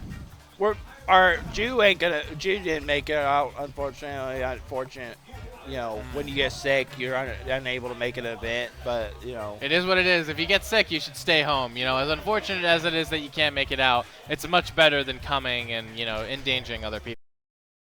yeah, Certainly. because being in a venue with 100+ people, and then you come in even a little bit sick, makes it, you know, that much worse. And our screen just magically went black. That was crazy. I can still hear myself, so I believe we're still live. Other than that, cherry. I think yeah. Oh, says we've been live for 2 minutes. That could be 2 hours. Okay, so it doesn't look like we went offline. Well, that's good. Good. That's phenomenal. But yeah, it looks like one set is on the far end of our venue over there, and our other set is nearby for our 2 qualifiers for our loser semis going on right now. Let me ask you a question, Fire Blaster. Do you have any predictions for how singles bracket is going to turn out? Do you have any wild top 8 predictions? Any winners picks? I think with these Arcadians, you're always going to have at least 1 or 2 sleepers of people who are like, oh, they're like the 4 or 5 seed in their pool. They make 1 or 2 upsets in pools and then turn around, and now they're in the big pool with everybody, and then they just make a few more upsets. I think, in my opinion, I think we'll have at least 2, if not 3 people who are top 16 that should not be there. Yeah, you know, I think my hot take is I think Hot Pocket is going to go on a run. That's the Shoe Stats ranked Hidden Boss in Kansas, and we're at Hidden Boss 3 right now. If there was any time for my boy Hot Pocket to make a run through bracket, it would be at this tournament. He's been having the results lately to do so. Yeah, there's quite a few of them. I like Joy-Con Heroes 1, the Donkey Kong main, new and up and coming. Not like this is their first full season playing. Wow. Definitely an opportunity for them to make a big move. You know, Averil, of course, an old staple in Kansas. Been playing since the early Brawl days. Definitely a contender to win this event altogether. I just watched a Larry Lure video this morning, and MJG was featured in a Smash 4 VOD, and I went, oh my goodness. Yeah, no, right? I still remember one of my key memories for Smash is we went to Low Tier City 4, and I'm talking with all the pros, and they're like, I was like, so who's the best player in Kansas? And they said, arguably, there's no question, it was MJG. But like in Brawl, we had quite a few really good players that could contend with the top end, but MJG by far was our best player. So it's crazy to see how we're now full circle into a new game, and he's playing in an Arcadian when, in Time retrospect, changes. would have been like, you know, number 1, number 2, number 3 in It's Kansas. crazy to think about. EVO 2015 Smash 4 Customs was a decade ago. That was count it, not years, but a decade ago. It is insane how things change. But as much as they change, the more they stay the same. Real quick, I want to give a shout out to everybody in chat right now. It says we got 12 people there. I want to give a shout out to all 12 of you. Thank you guys for being here and watching the stream today. It's been an absolute pleasure to do some commentary. We'll get some more double sets here up soon. We're basically waiting on some to finish. But I do want to give a quick shout out to every single person in the chat. I see your guys' message. We can read them from where we're sitting. And I appreciate each of you for being here. Yeah, I appreciate each and every one of us that just also made it to the venue. I know it's kind of hard. Summer break is almost up for all those kids that are going to school, so they're trying to get ramped up for school year. People like me who have day jobs, you have to take time off to be able to come out to these. So it's very nice to see people who you may or may not get the opportunity to see. So yeah, summer break's ending, which means we're going to see a lot less Steves in online tournaments. You know what I'm saying? It's going to be good. The Steve pandemic. Yeah, they're gonna all mysteriously vanish when September rolls around, and no one's gonna know why. I mean, at least we know we'll still have like the Mias and that the Smash World that are still playing the Steves. So, well, there you go. What would you do without them, right? So it looks like one of our semifinal qualifiers have been done. But who's the other side of that? It looks like Aaron and Dubie won 2-1 over Eternal and Toffee. I am not familiar with either of those players, so that's an upset on my book. And then Justin 25's team versus DeathSpade's team. Looks like it's going to a game 3. Okay, so we're waiting just a little bit longer on that. In the meantime, I've not.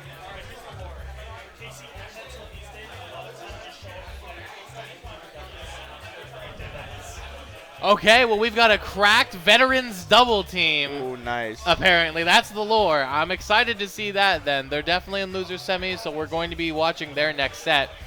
Otherwise, though, we've got some tournaments coming up in this same Overland Park area. Cherry Tree 3, a phenomenal tournament series, raising money for Children's Mercy, a fantastic cause and a fantastic tournament right next to a pizza spot. We're having all sorts of platform fighters. It's going to be a phenomenal time, so come check it out if you want to. Yeah, you know, it's always a great cause. It goes to Children's Mercy, great cause in their own right, helping children going through probably some of the most hardest parts of their life, you know, having to work with cancer and other things like that. It's very hard. I've fundraised for Children's Mercy before on, like, secondary streams, not affiliated with Smash Bros. And, you know, it's always a good time.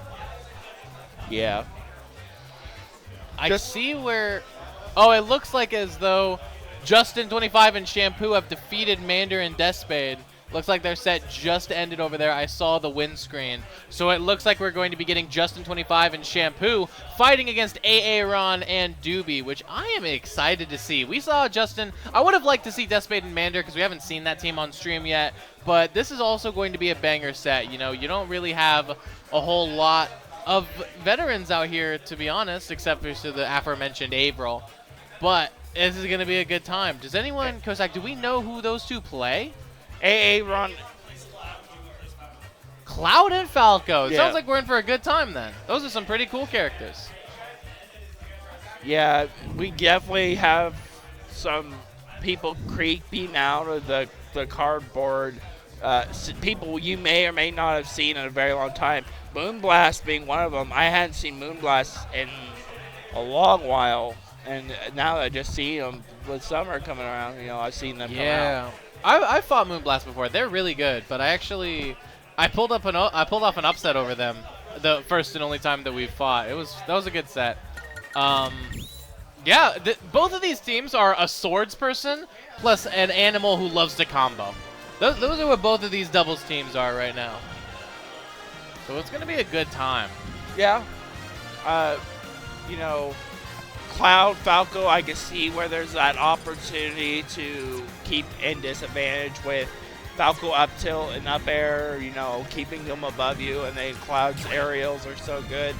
So, like, that opportunity's there. I've already touched on Justin and Shampoo's opportunity of juggling and keeping it above. So, like, I think the winner of this is going to be who controls stage and is able to seal those stocks before the other team is. Shampoo is only one of two people I know who uses male Corrin, like willingly. The other one is the one from Japan that uses like Joy-Cons. Their name is escaping me right now, but only one of two. You know, you don't really see male Corrin a lot of the time, so that's fun. But I feel like we're going to be seeing a lot of juggling again from the green team like we saw in their last set. And then the other team is going to be a bit more fundamentals based. Yeah. Fundies is definitely a big thing in this game. People don't realize you can have the most cracked character available, but like if you don't have any solid foundation to your character, it doesn't matter. Even a character like Falco, who a lot of people would argue is not fundamentals, we're going to be seeing a lot of those strong groundwork abilities coming out into play, especially with a player who's supposedly been around for such a long time. You're going to see that kind of thing happen. Right, yeah. And, you know, fundamentals, like, at the end of the day, fundamentals is where it's at, because, you know, you can have the most broken character, and if you have no fundies, you won't win. So Precisely. I just hate when you see people dog on somebody who has a DLC character and like, well, they have no fundies. Like, Yeah. You have no idea how many people play DLC characters and have no fundies, and they're still not good at the game. Like, I agree with you. And is that only because I'm one of the people who plays one of those DLC characters? No. Assuredly not. no, it's I saw on Twitter, and I know you're on there all the time, is like when people were for sure. crapping on Skeleton for saying that they had no fundies. Shout out Skeleton. Like, you know, Kazuya versus Cadence, you know, Ridley, like, saying they had no fundies. Well, Skeleton wouldn't be where they're at with no fundies. How are you going to dog on someone for losing to Mother? Right. But we will see what kind of fundies we got going into this losers semi-final matchup right here to see who will go on into losers side finals to see who will make it to grands. Can I just say, this is my favorite Cloud ult that I never see anyone use. I think it's so underrated. Either way, we're going to be launching into game one here. We see red team kind of faltering over to the ledges. Green team's kind of stuck on center stage a little bit. They're kind of taking their separate 1v1s. Here it comes. Okay, and that's the thing about Yoshi. Some of their grabs, they have that armor on them, being able to avoid some of those hits. And right now, it's looking really even. You know, red side has somebody that's worse for wear. Green has somebody that's worse for wear. We're going to really see who can steal that first stop. I really appreciate the fact that Aaron was sitting on the ledge and shielding while Dubie was recovering, preventing, with just a simple shield button, from anyone from going out to try and edge guard him. That was a really good protective play, even with something as subtle as just sitting there and shield. Yeah, and that's what people don't realize in this doubles dynamic. Sometimes you have to come cover your partner so they can get backstage, because in singles you have no opportunity to cover yourself. But like with doubles, that's a nice niche thing. You get that opportunity. Wow, we're seeing a good reversal from Shampoo taking Dubie's first stock here. Now the percents, the game's looking pretty even except for a little bit extra percent on Shampoo right now. We're going to see the red team probably try to take a stock off of one of the two, whichever one's probably easiest. They have Shampoo at disadvantage. But again, they're separating into kind of 1v1s here. Limit is on deck. Is Aaron going to use it to perhaps seal out one of these green members' stocks? Not quite. I do like the attempt that was made. Good up smash coming out from Aaron, and now red team looking like they got a solid lead coming out right now. Okay, good forward out coming out from Dubie. I like the shield break attempt. It's not going to work out, though. I think Dubie and Aaron are really good at bouncing off of each other's moves. You see that a ton. An up air from Aaron will lead into an up air from Dubie. The two juggle their opponents like it's just like a basic teamwork match of tennis. Yeah, or pickleball, you know, for those Gen Zers who love that game right there. But, you know, pickleballing, we need to see the green team pickleball their way back into this game, you know, because they're down quite a bit of stocks. It's 3-3 right now. They just evened it up. Are we going to dog on Gen Z liking a game when we're at a competitive Super Smash Brothers tournament? We're kind of in a glass house on that one. Either way, even stocks, very uneven percentages right now. Justin in danger of losing a second stock. Shampoo perhaps in danger soon of losing her last. There we go. There goes Justin. Now the green team down to their last stocks. I feel like red team's probably going to go after Shampoo at this point now. Try to get down to a 1v2 scenario. Yeah, and those 1v2s are very scary because not only, especially if you're playing these better doubles teams, you get juggled and you're like, man, I just can't land. Like, it's very serious business. Yeah, all 4 of the characters on screen right now are excellent in that kind of situation where you just can't get down. Speaking of getting down, that blade beam on ledge was such a good option to make it so they couldn't get back on stage. And now we got 2v1 for Justin, down 3 stocks. Holding core and F smash on your opponent's shield is something that works really well in singles, but in doubles, we saw Dubie just land with the soft down air and convert it into a strong back air that killed Shampoo. You can't like do a thing like that with a doubles team like this. That down air, or that forward air looking pretty sweet there from Justin, trying to be able to bring it down 2 stocks, being able to bring it back. Okay, Dubie now caught between a rock and a hard place. There we go. Sends Justin off stage. The red team kind of taking into their positions here. Good up smash from Aaron. You know, Justin was caught in so much kind of end lag there on that down air on Dubie that he couldn't really do anything about that up smash. Yeah, and now we're going to see what, you know, more damage Justin can put on. If he can get some more damage on both these people, he can definitely pull off this 2v1. But it's going to be rough because he's at 163%. And that is going to kill right there and seal any opportunity for that game 1 away. Such a good drag down combo confirmed from Dubie there. I honestly think that if the percents had been a little higher on the red team, maybe something like that was possible. But at 70, 75%, I don't think Justin really had any chance in that scenario. I would also like to take a moment to point out that the green team is officially named Team WhatsApp. Presumably because they are both green, the green dinosaur and the green swordsman. I just wanted to point that out because I think that's hilarious.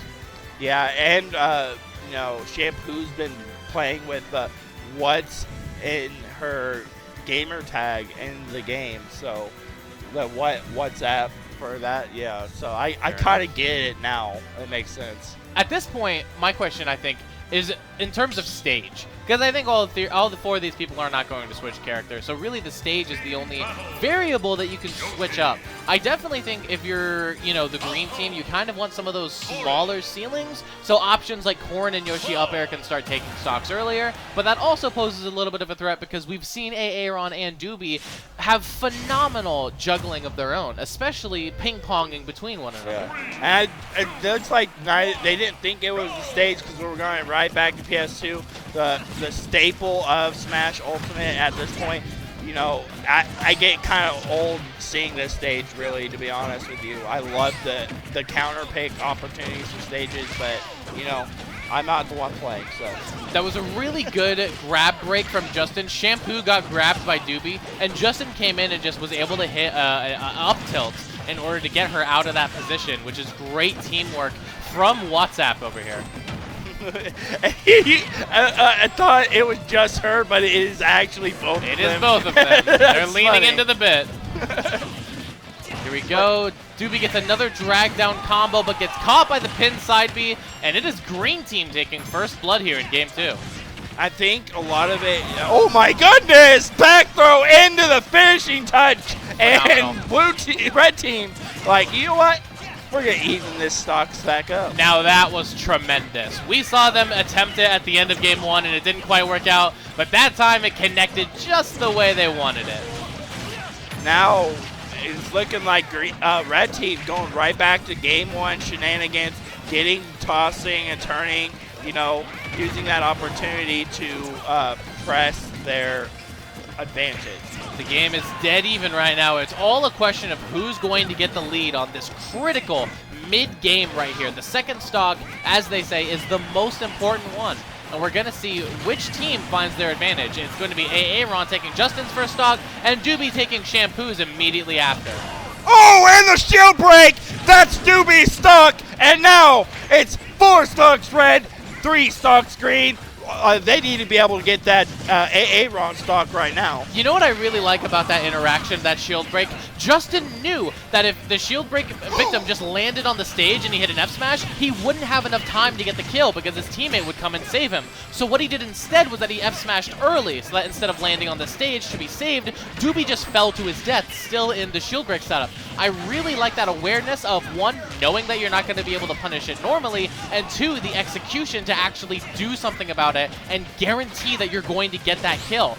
That are the kind of minutia plays that really separates a good from a great player. Yeah, and if Dubie would have landed on stage and then pushed off, they would have gotten out of that shield break animation. And while we've been talking, Shampoo lost their last stock and now had to share stock. Green team needs to put their stuff back together.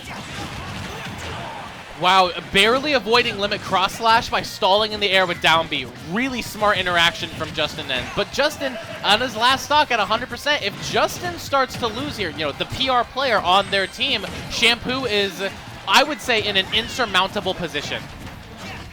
I would say, in my opinion, nothing's ever insurmountable. You just got to do it. And Shampoo now evening a stock, and there's another shield break coming out from Justin. Now 2v1 for green. Now we've seen a complete reversal. Dubie is in the bad spot in this set all of a sudden. And this is quite actually easy to bring up, but the only problem is that you have to kill Justin. You have to specifically go for Justin, and you have to kill him now, which is what Dubie manages to do. So now it's a question of Dubie versus Shampoo, whether or not one of them is going to win. Justin really needed to be the stock tank and hang back for a while, and he just couldn't avoid Dubie's forward smash. So now it is a 1v1 situation. Corn versus Falco, Shampoo versus Dubie. Who's going to be taking this win? Dubie's in the lead right now. Let's see if he can close it out and clutch this 2v1. Yeah, the 2v1 is definitely a hard situation. Dubie's doing a good job playing their own game lane. Shampoo approach. We got plenty of time on our screen. We have 3 minutes left. We're going to see, who really can clutch this up. Is green going to take it to game 3? Is red going to take it the whole set?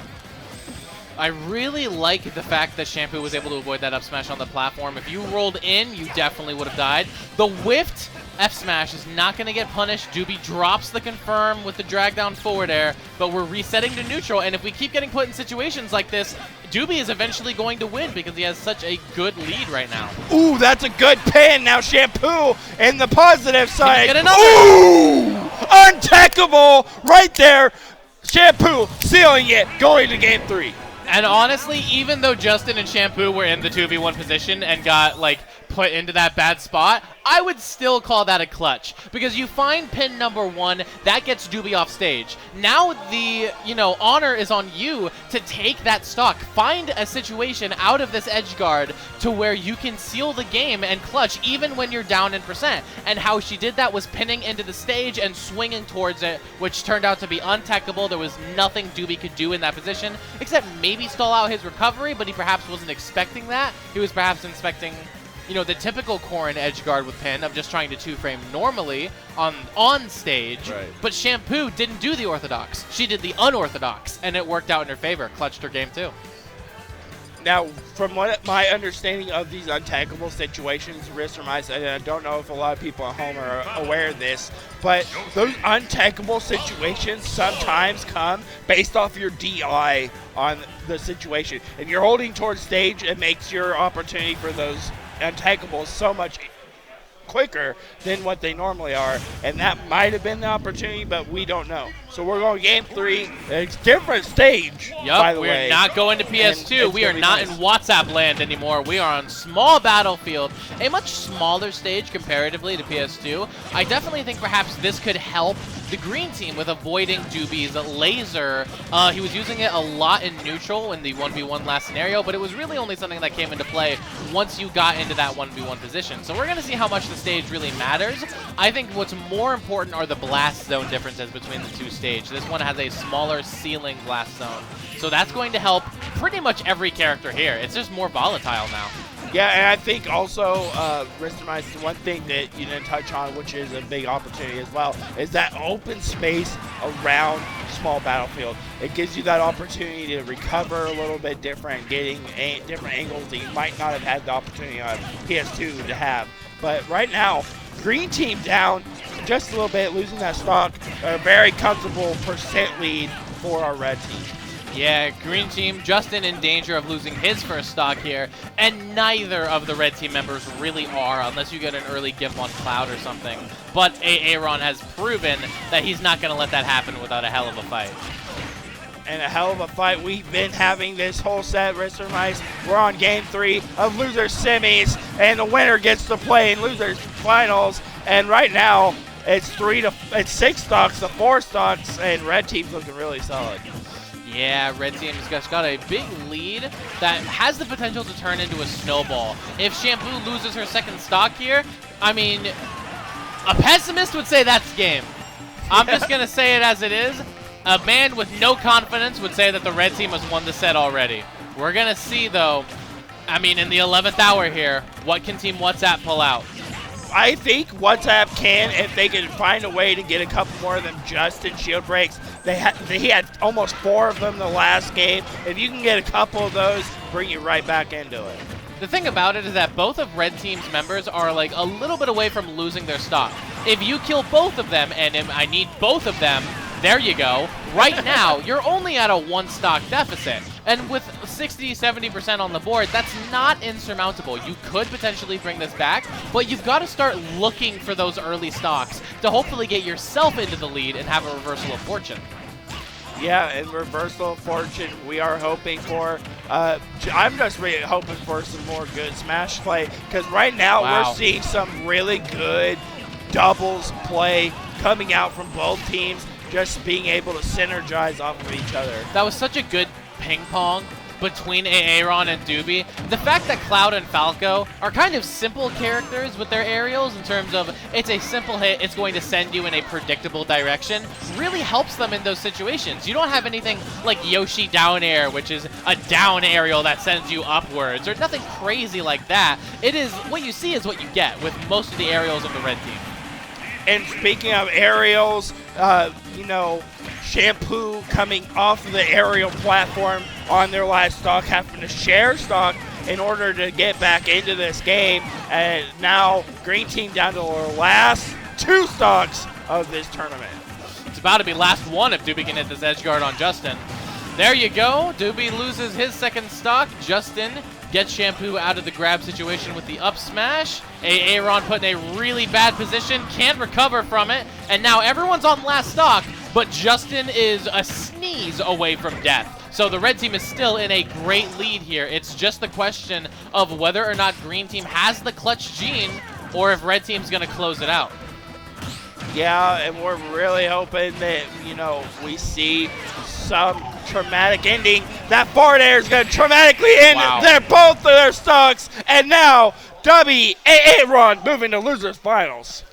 I mean, that was just a sequence that really ended it. You saw the latest of late hitboxes on that Falco forward air take that stock off of Justin finally at 150, and then at the same time, Aaron was hitting an air on Shampoo. Now, what I like about that situation is that Dubie had just gotten a kill. He was focused on killing Justin, but he was still ready to convert off of that nair from his teammate into a back air, which won the game. That readiness and those fast reaction times to play off of what your teammate is doing in a moment's notice is really what makes the difference here in doubles.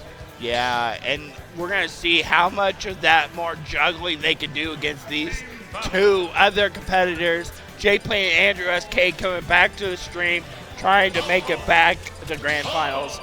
This is going to be a fun one because, you know, Jplane with the Wii Fit opportunities with the volleyball and the juggling we were talking about earlier, and AndrewSK being able to kill so early is going to be great opportunities for this new team that's coming back in. I am checking. Aaron and Dubie did not lose to Ploopy and zeve, so those 2 teams have not fought yet in this tournament. I was kind of wondering if perhaps they were the ones who like sent Aaron and Dubie into losers to begin with. Turns out they were not. So of the 2 teams that we've got here, one of them has already lost to the team sitting in winner side grands, and the other has not. And that's the crazy thing about doubles and any bracket period is if you get that opportunity for those runbacks, you hope that you can adapt enough to be able to change the outcome of the way it went the first time. A problem that I'm kind of foreseeing a little bit with this matchup is that Cloud and Marth, Cloud is just Marth with a bigger sword. I mean, in the basic bare strokes, the broadest strokes you could imagine. And then Falco does really well into Wii Fit Trainer because of that frame 1 reflector. So I feel like red team actually has really good matchups on paper into the green team's lineup. That is a fair thing to see. But, you know, oh my goodness, this off-stage situation going on. Jplane taking the first stock, but then their partner dying right after.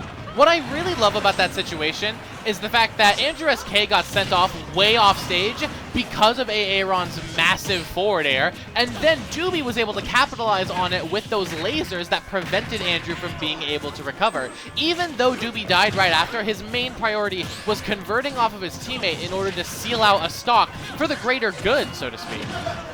Yeah, the greater good, we are looking at the greater good of both teams at 4 stocks, losers finals, winners get to go see Steve and Ploopy in the grand finals, and you know, we're gonna see any more greatest. Oh my God, Aaron looking for that read. Up till back air from Dubie has taken like 2 of Jplane's stocks already. You've got to stop getting hit by those at like 100%-ish, because Dubie is just finding stocks for free off of that. Green team on last 2 stocks for them. Red team looking a little better for Ware, having 4. You know, it's looking really solid for red team, using that momentum they used from that last set to be able to carry it on. Though we still have the explosive power of Marth Tippers and Deep Breathing, which may be able to bring back this set here. I mean, it doesn't look like Aaron's at kill percent, and then he'll get hit by like Deep Breathing up smash, and you're like, oh my gosh, he didn't even have a chance to live. So there isn't, you know, it's not over just yet. Oh my goodness, the finishing touch on that stock and killing their partner. Yeah. I do like the forward throw into footstool, and I like the idea of the finishing touch. We saw it in the last set. Unfortunately, you just hit your own teammate with it. It looked cool, and then we looked at the screen and realized Dewey actually had hit with that, and it suddenly wasn't as cool anymore. Oh my God, this jab lock that was going on. Poor player getting jab lock in between both players. And now, red team, who had such a good lead for a long time in this particular game, is now not looking too good. Yeah, all of a sudden the game's dead even. I cannot believe that Aaron started up limit cross slash, and Jplane was able to back air out of shield in the middle of those hits. Oh, AndrewSK killing Jplane by getting the up B out of shield, getting game 1. Holy crap, that turnaround. That was a really close game. If we see 3 games that are that tense, we're in for the best set of the tournament so far. That's so crazy, because red team had 4 stocks. Dubie, Aaron died. What's up? No, this is game 2. So Aaron died to that Andrew forward air, then had finishing touch partner off the top, and lost all momentum because of that. It's kind of crazy. On one hand, you could say that green team clutched. On the other hand, you could say that a few costly mistakes had red team choke that lead. Yeah, and now we're going to see if, you know, red team cannot choke away this opportunity to get back into the grand finals tournament last set. You know, we're going to see, but green team's looking really good. I kind of love how AndrewSK was actually converting off of Dubie there. They're on separate teams, but Dubie would just hit an up tilt, and then Andrew would get a forward air, and he did another up tilt, and Andrew would get another forward air. There were, like, his own teammate was in there too, but he was also getting a hit on the opponent. I kind of like that you don't have to have your teammate in order to combo off of another hit. You just have to have another hit from someone on stage. Those shields are looking mighty small for a lot of those people in those crucial moments there. Almost getting the Marth neutral air, neutral beat on neutral air, and getting almost hit by the I can't talk today. Getting okay. Jplane, but we're off that now. We're getting the Jplane treatment. Here we go. We see Dubie losing his first stock. Aaron now on ledge in a bad position, but Dubie able to make it back and help out his teammate. Jplane still looking to steal that first stock out against Aaron, but now all of a sudden they're teaming up on Andrew, looking to take his stock. And the big difference also in this set compared to the other sets that we've seen Jplane playing is they can actually use Sun Salutations and not have to worry about some person being able to bucket it. So that's a good possibility that we see that quite a bit, possibly more in this set. Now we see the red team on the ledge, and a great roll read from Jplane is going to allow him to take that second stock off of Dubie. Dubie all of a sudden the one losing all of red team's stocks. If we keep up at this pace, Dubie's going to have to borrow one from Aaron. And it's the green team who has such a tremendous lead now in this game too that we really didn't see until the very end of game 1. Yeah, 5-3. Such a tremendous lead from our green team. Both at relatively deep percents, can die, but you know they're trying to get that extra percent. You know. Ooh, good dash attack on the ledge, catching Aaron's recovery, and the limit up B is not enough. Climb hazard all you want, but you're not going to reach the ledge in that time. Yeah. Now the red team down onto their last stocks, and Jplane hasn't lost one until I said that. And you actually touched on this in the Ploopy set we had commentated earlier. Jplane is like the tank of this team. Just let Andrew go do what he wants to do. Exactly. And, you know, so then Jplane can just sit back and like, you know what? Because the thing about it is that Wii Fit wants to sit back and build her buffs anyways. So in a doubles setting where someone can act as a stock tank who sits in the back, throws out projectiles, and builds buffs like deep breathing, Jplane is already well suited to that role because of the character that he's playing. And now while we are talking, Dubie lost that lost stock, 2v1 situation, and Aaron with 3 stocks to take and 1 game. That if he does not win this, that is their tournament life. But we're going to see what they can pull off. Oh, my goodness. I don't know. I think a deficit like this against a team this skilled is a little insurmountable. I don't know if I believe in Aaron's ability to bring this back, but it ain't over till it's over. We'll see if a miracle happens here. The Christmas miracle in July. We're hoping to see it, but it's not looking good. Oh, my goodness. Off stage again, and the F-tilt is going to do it. Jplane and AndrewSK knock the team of Aaron and Dubie out at 3rd place, and will move into grand finals in order to face Zeve and Ploopy yet again in the run back from winners finals. Yeah, the run deck is going to be quite interesting altogether. We're going to see what kind of adaptation they have in order to do better than what they did the last time. It wasn't bad, but a little bit here and there make a little bit of a difference, and they can definitely win this tournament. Yeah, not bad by any means. I mean, it went to a final 3rd and decisive game, so we at least know, where you can take a game, you can take a set, and when you can take a set, you can take 2 sets. So it's anybody's tournament still, but I can't lie. Zeve and Ploopy are coming into this set with a massive advantage, having an entire set up on these two with such explosive, volatile characters. Seems as though singles is getting started. We're going to hush our commentary just a little bit so our beloved TO Mask Link can shout out as much as he needs to without harming his soft, soothing voice. Much appreciation to you, Mask Link. Right. People are sweating. You can see it through the camera. People's hair. It looks like Chumples just got out of the shower. Doesn't it look like he really just came here 10 minutes ago? Just seething all the energy out of his body. I'm sitting an entire 5 feet away, and even I can see my reflection in Zeve's forehead right now. There's so much glistened sweat. It's July. You can tell. The conditions are harsh, but we still game. Even with so many people now crowded into this room. You know what's hilarious? There's a wedding set up in the next room over through what is not a soundproof wall. I feel so bad for whoever's getting a reception in just the room over. That's a rough one. But we take those as we move into game 1 of grand finals. Game 1, definitely going to see the adaptation from our blue squad. See what they can do different than their first one. And Zeve and Ploopy, they're going to be like, you know what? Let's just do it again. We won the first time. We can win this time.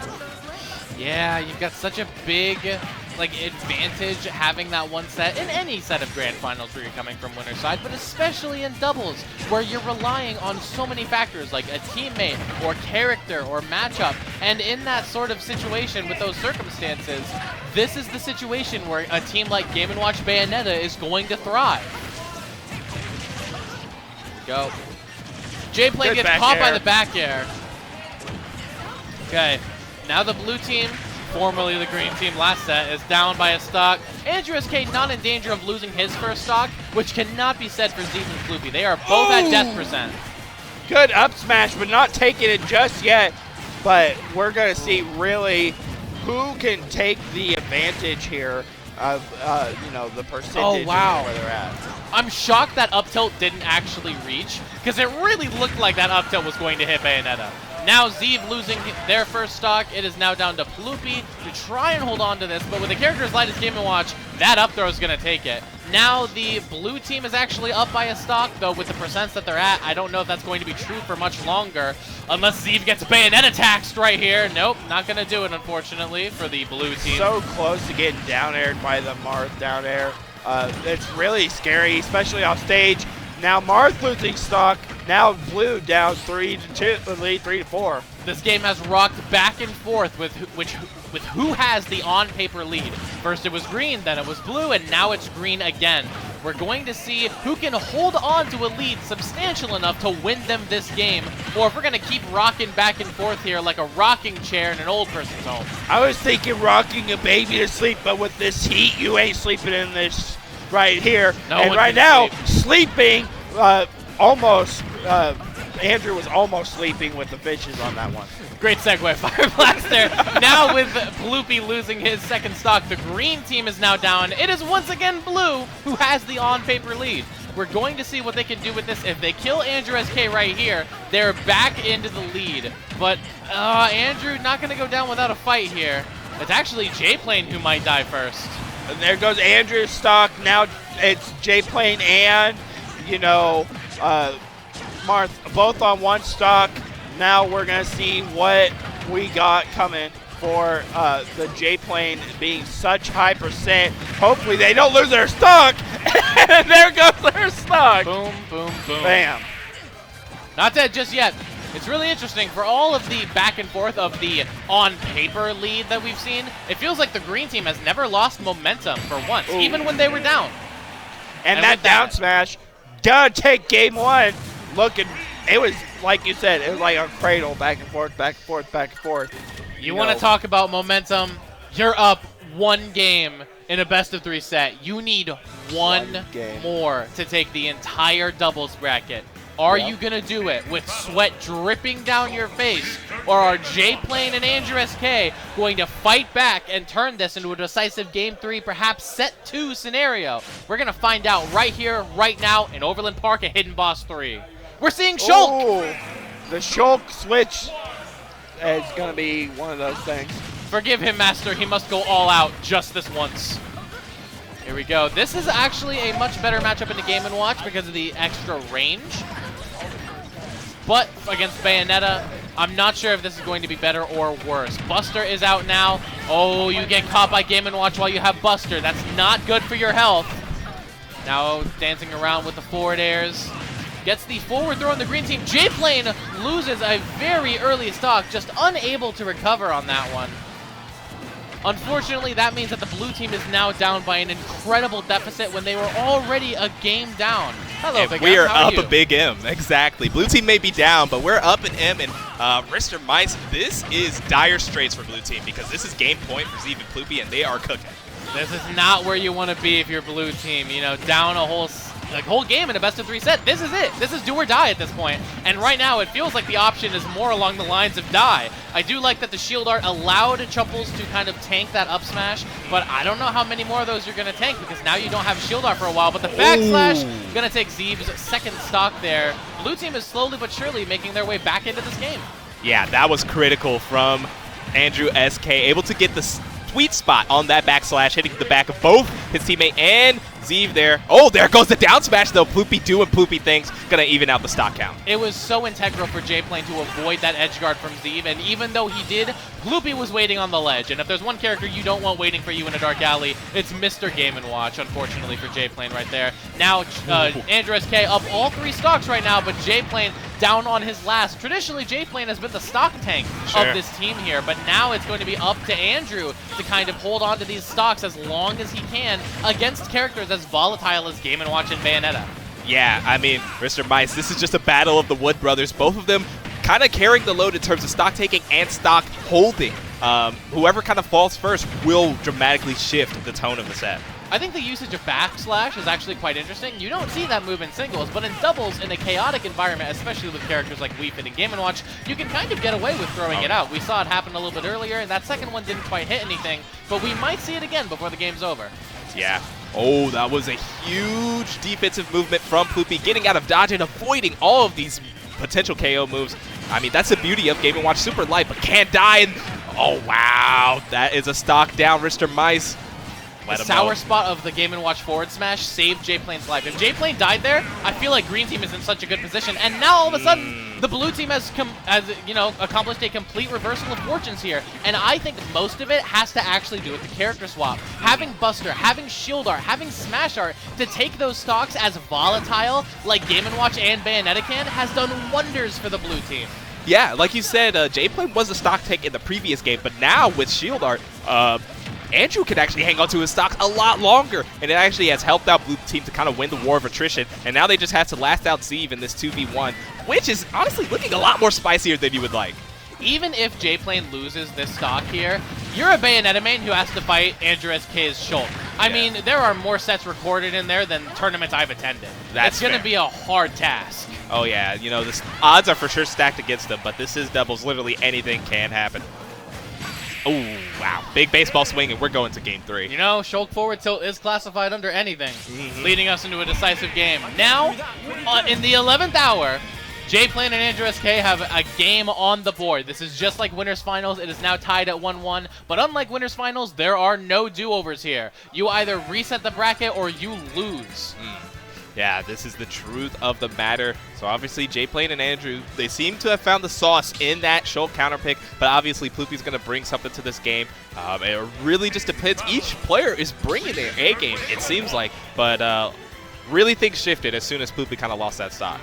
If we see a bracket reset, there is actually potential for the Rob to come out. Sure. Because that character doesn't lose stocks as early to Shulk, doesn't get affected by Shulk's range nearly as much. But I think that Ploopy is like, let me just stay on the main, try to see if I can't win this set right here, and if it gets down to a reset, that's when I'm going to start thinking about potentially switching. But for now, here in this decisive moment, I'm going to stick with what has worked up to this point.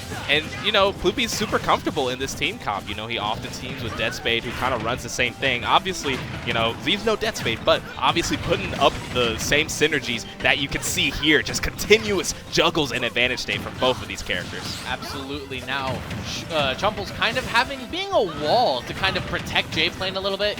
Zeve is going to get a phenomenal combo, but Andrew going to get back onto stage, gets that forwarder, has Buster out at this point. Zeve kind of trying to avoid it while also trying to make a reversal attempt here. Ploopy trying to go for the down smash. It doesn't quite land, though. Now AndrewSK on center stage, trying to find a kill here with Smash Art against one of the Green Team members. Oh my goodness, that is a pivotal one-for-one trade. Zeve falls, and AndrewSK falls on the other side. The Green Team has the ever so slightest lead at the moment, but with that up smash, it's what I said compared to Rob. Game & Watch is going to lose stocks so much earlier to Shulk, and Chumple's taking full advantage of that right now. Oh, that is a solid KO there on Green Team's side. Even out the stocks, equalize the game. There goes a Witch Time, and Zeve looking to do something nasty with it. I like the 9 attempt because you are one game away from winning. Why? This is the time where you do it. This is the time where if you ever needed to pull out something you haven't used before, you do it here with that triple back air. Gonna kill Jplane at 66%. And with that, the Green Team is in a good position right now. Let's see if they can turn this lead into a snowball using the momentum that they've gathered. Yeah, if Blue Team doesn't find something, they'll be sleeping with the fishes or the turtle. And there goes the F smash. AndrewSK caught out on the counter attempt. Green Team is looking in prime position to just win this whole tournament. Didn't quite make it through the fire and the flames of Game & Watch F smash, and now Jplane gonna barely avoid the edge guard from Zeve here. So critical that you don't lose that stock. That's tournament point right there if AndrewSK is left all on his own, but you just overextend off stage and you can't make it back because you didn't have a jump. And you know, a pessimist would say that that's the tournament right there for both these teams, but we're gonna see if a miracle can happen. Yeah, but you were mentioning it last time when Zeve was in the 2v1. Ploopy has many of ours, not just fighting Shulk, but fighting his brother. I think this one might be a wraps, Mr. Mice, barring some tragic accident like that. Well, Tragic accident included. It's not going to stop the power of Ploopy Game & Watch. And a tremendous showing. Zeve and Ploopy win doubles here at Hidden Boss 3 over Jplane and AndrewSK, who got a solid second place finish, taking a combined 2 games off of the winning team. Yeah, solid stuff and a fun bracket for sure. But speaking of fun brackets, you guys stay tuned as Hidden Boss Singles is up next. See you later.